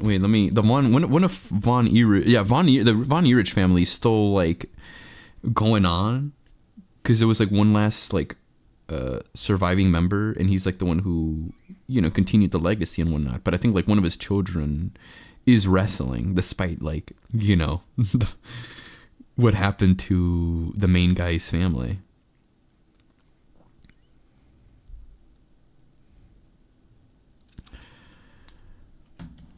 Wants to fix his father's legacy. Oh, I see. Well, I mean, I guess good on him, you know, for trying to fix his father's legacy. But I don't think he'd be able to do that, to be honest. I think, like, what happened is just so fucked up. You can't, you know, you can't outdo that shit. You know what I mean? I think the Von Erich family has, like, a better chance of, like, fixing its legacy. Which it did, because, I mean, like, the last member left wrestling. You know, he broke the curse. And he left wrestling, and, you know, that I think that in itself, you know, saved its legacy. But, I mean, you know, his offsprings, I think, are wrestling, you know, and whatnot. But it's not like, you know, I don't think it's like wrestling like how it was back in the day, because I know back in the day, like, yeah, they'd fucking kill people on wrestling and shit, you know, like people will fucking die doing this profession. But nowadays I think it's more of show and whatnot, but back in the day it wasn't. So maybe that's why they're okay with doing it now compared to if they were to do it before. The Iron Claw getting 0 nominations is so fucked. Yeah. I mean, I thought it was because, like, they released it too late. You know, they released it beyond the Oscars nominations, or the, you know, yeah, the deadline of that. But I don't know. Maybe it did make the deadline, but it receiving 0 nominations is stupid. You know, what's his name? Zac Efron should have been nominated for lead actor, and so, and then you know the supporting cast and whatnot with the other actors. You know, should have also been nominated for Best Picture, but fuck. I mean, it's not. I don't think it will have won, to be honest. I think. What was it? I mean, Oppenheimer's still gonna win, dude. Oppenheimer's gonna like win for sure for Best Oscar. That's for sure. However, us holdover fans, you know. Oh, you know what's also fucked is Leo DiCaprio not even getting nominated for lead actor. That was like the second best performance of last year. That is crazy. I don't know what the fuck they have against Leo.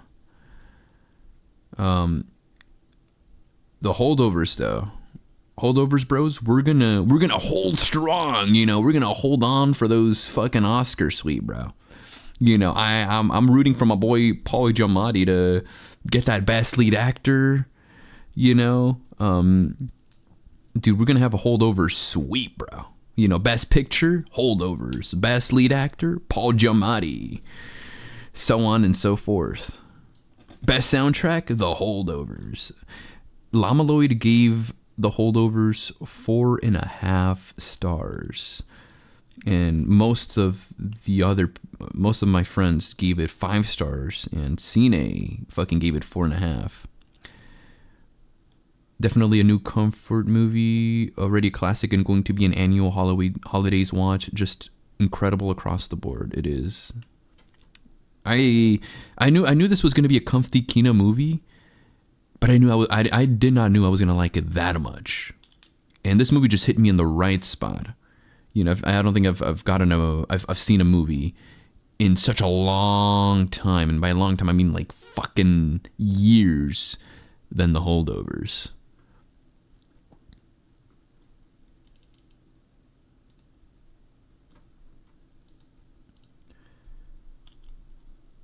Zone of Interest is going to sweep the Oscars. Dude, that movie's... Did I even rank that movie? Well, I guess that was... I didn't rank it. Do I have to rank it in 2023? I guess it came out technically in 2023, so... Zone of Interest. I got something you can hold. Fuck you! Why did they all kill themselves? Said Brian. Are you talking about the Von Erich family? Dude, you gotta watch the movie. Well, I mean, you can, because it's not out on VOD. But when you do, watch it. You know, it explains. There is another son that does kill himself, but it's not shown in the movie because they're like, that's way too much, you know.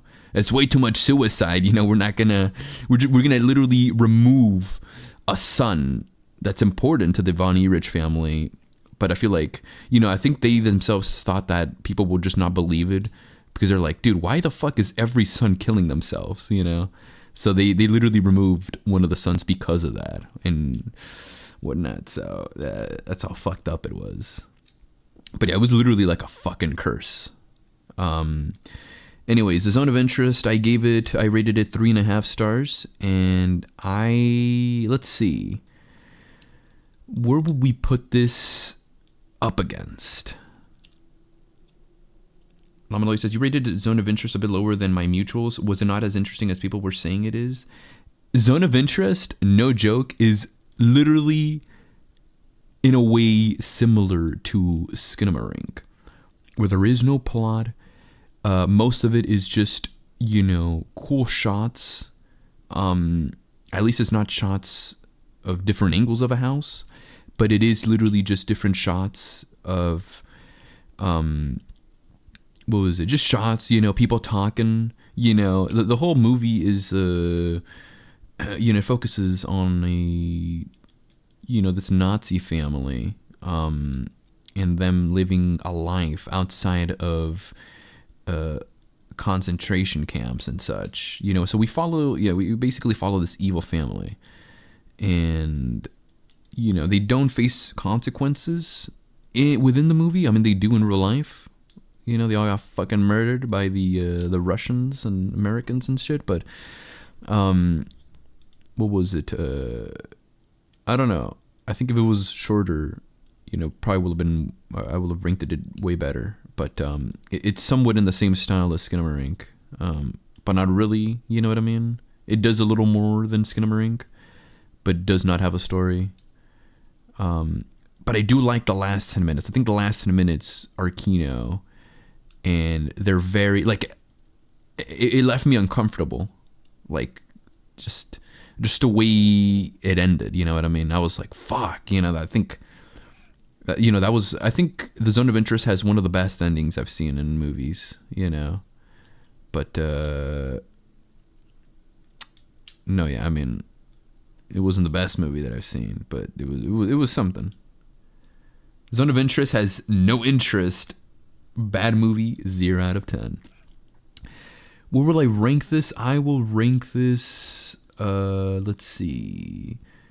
Dumb Money is better. The Mario movie is better than The Zone of Interest. Hunger Games, The Ballad of Zongs, Birds, and Snakes is better than The Zone of Interest. Gran Turismo, the Sony movie, is better than The Zone of Interest. Talk to Me is better than The Interest. Oh shit. You know, while I do have The Zone of Interest in a much higher... what's it called? You know, it has more stars than Five Nights at Freddy's. Is it better than Five Nights at Freddy's in terms of enjoyability and in terms of my own personal taste? I'd say The Zone of Interest is, in fact, worse than Five Nights at Freddy's. And not only that,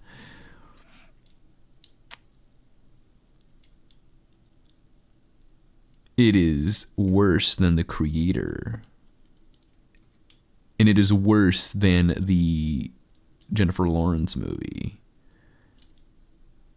Beau is Afraid is better than The Zone of Interest. The Paul Schrader movie is better than The Zone of Interest, which leaves The Zone of Interest ranked at 36th place. Are we watching Knuckles? Knock, knock, it's Knuckles. The end. Do you guys want to watch the Knuckles trailer? Let me put that on. There you go. That is my ranking for the, what's it called? For The Zone of Interest. It's ranked all the way at the bottom, dude. Yes. Yes, way. Yes. Mario movie. FNAF. The J-Law movie. Beau is Afraid, better than The Zone of Interest. I'm sorry, dude. Maybe I truly am not the cinema nerd I once thought I was. Anyways, the Knuckles official trailer. Let's watch it, dude. Let's watch Knuckles, the official trailer. I think Knuckles is going to be the best TV show of this year. It's going to sweep the Emmys, dude. It's going to beat out The Bear and whatever new show is coming out this year, which I don't even know anymore because all the good shows already ended last year ago. People do talk about how like Sonic is much more older and what's it called? More taller than he was in the first two movies. Is Knuckles' shoes different? I think it's gonna be like a 9 out of 10 show, maybe even a 10 out of 10 to be honest. You know, I heard it's gonna be rated R. You know, there's gonna be from what I saw from the rating, there's gonna be a couple of sex scenes and gore. You know, it's a sort of what's it called? You know, to make it more mature for, you know, the Kino audience and such, you know, and it's also inspired by the Logan movie, so it's sort of like in the Logan style way.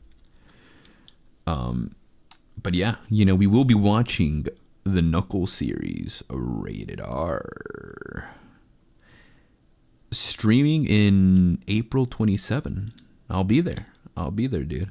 I'm gonna be there with my pizza, with my chili dogs, and my Knuckles Knuckles gloves, bro.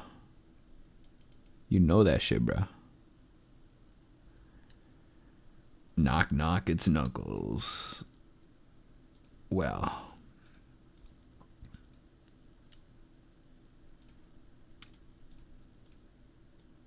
The Walten Files is still trending. Holy shit.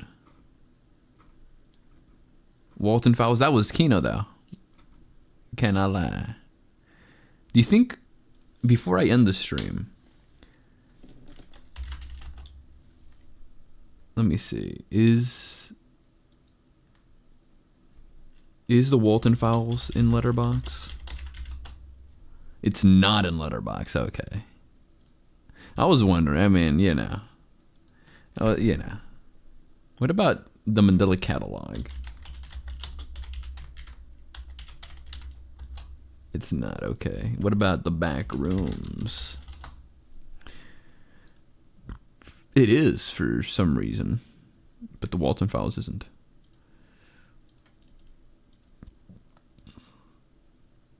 Okay. The Walten Files sweep. Let's go. All right. Well, that's gonna be it for today, guys. I did not even get to play Poppy Playtime, but that'll be saved for tomorrow. Today was just Walten Kino. But yeah, thank you guys so much for watching, and I'll see you guys tomorrow. Have a good night.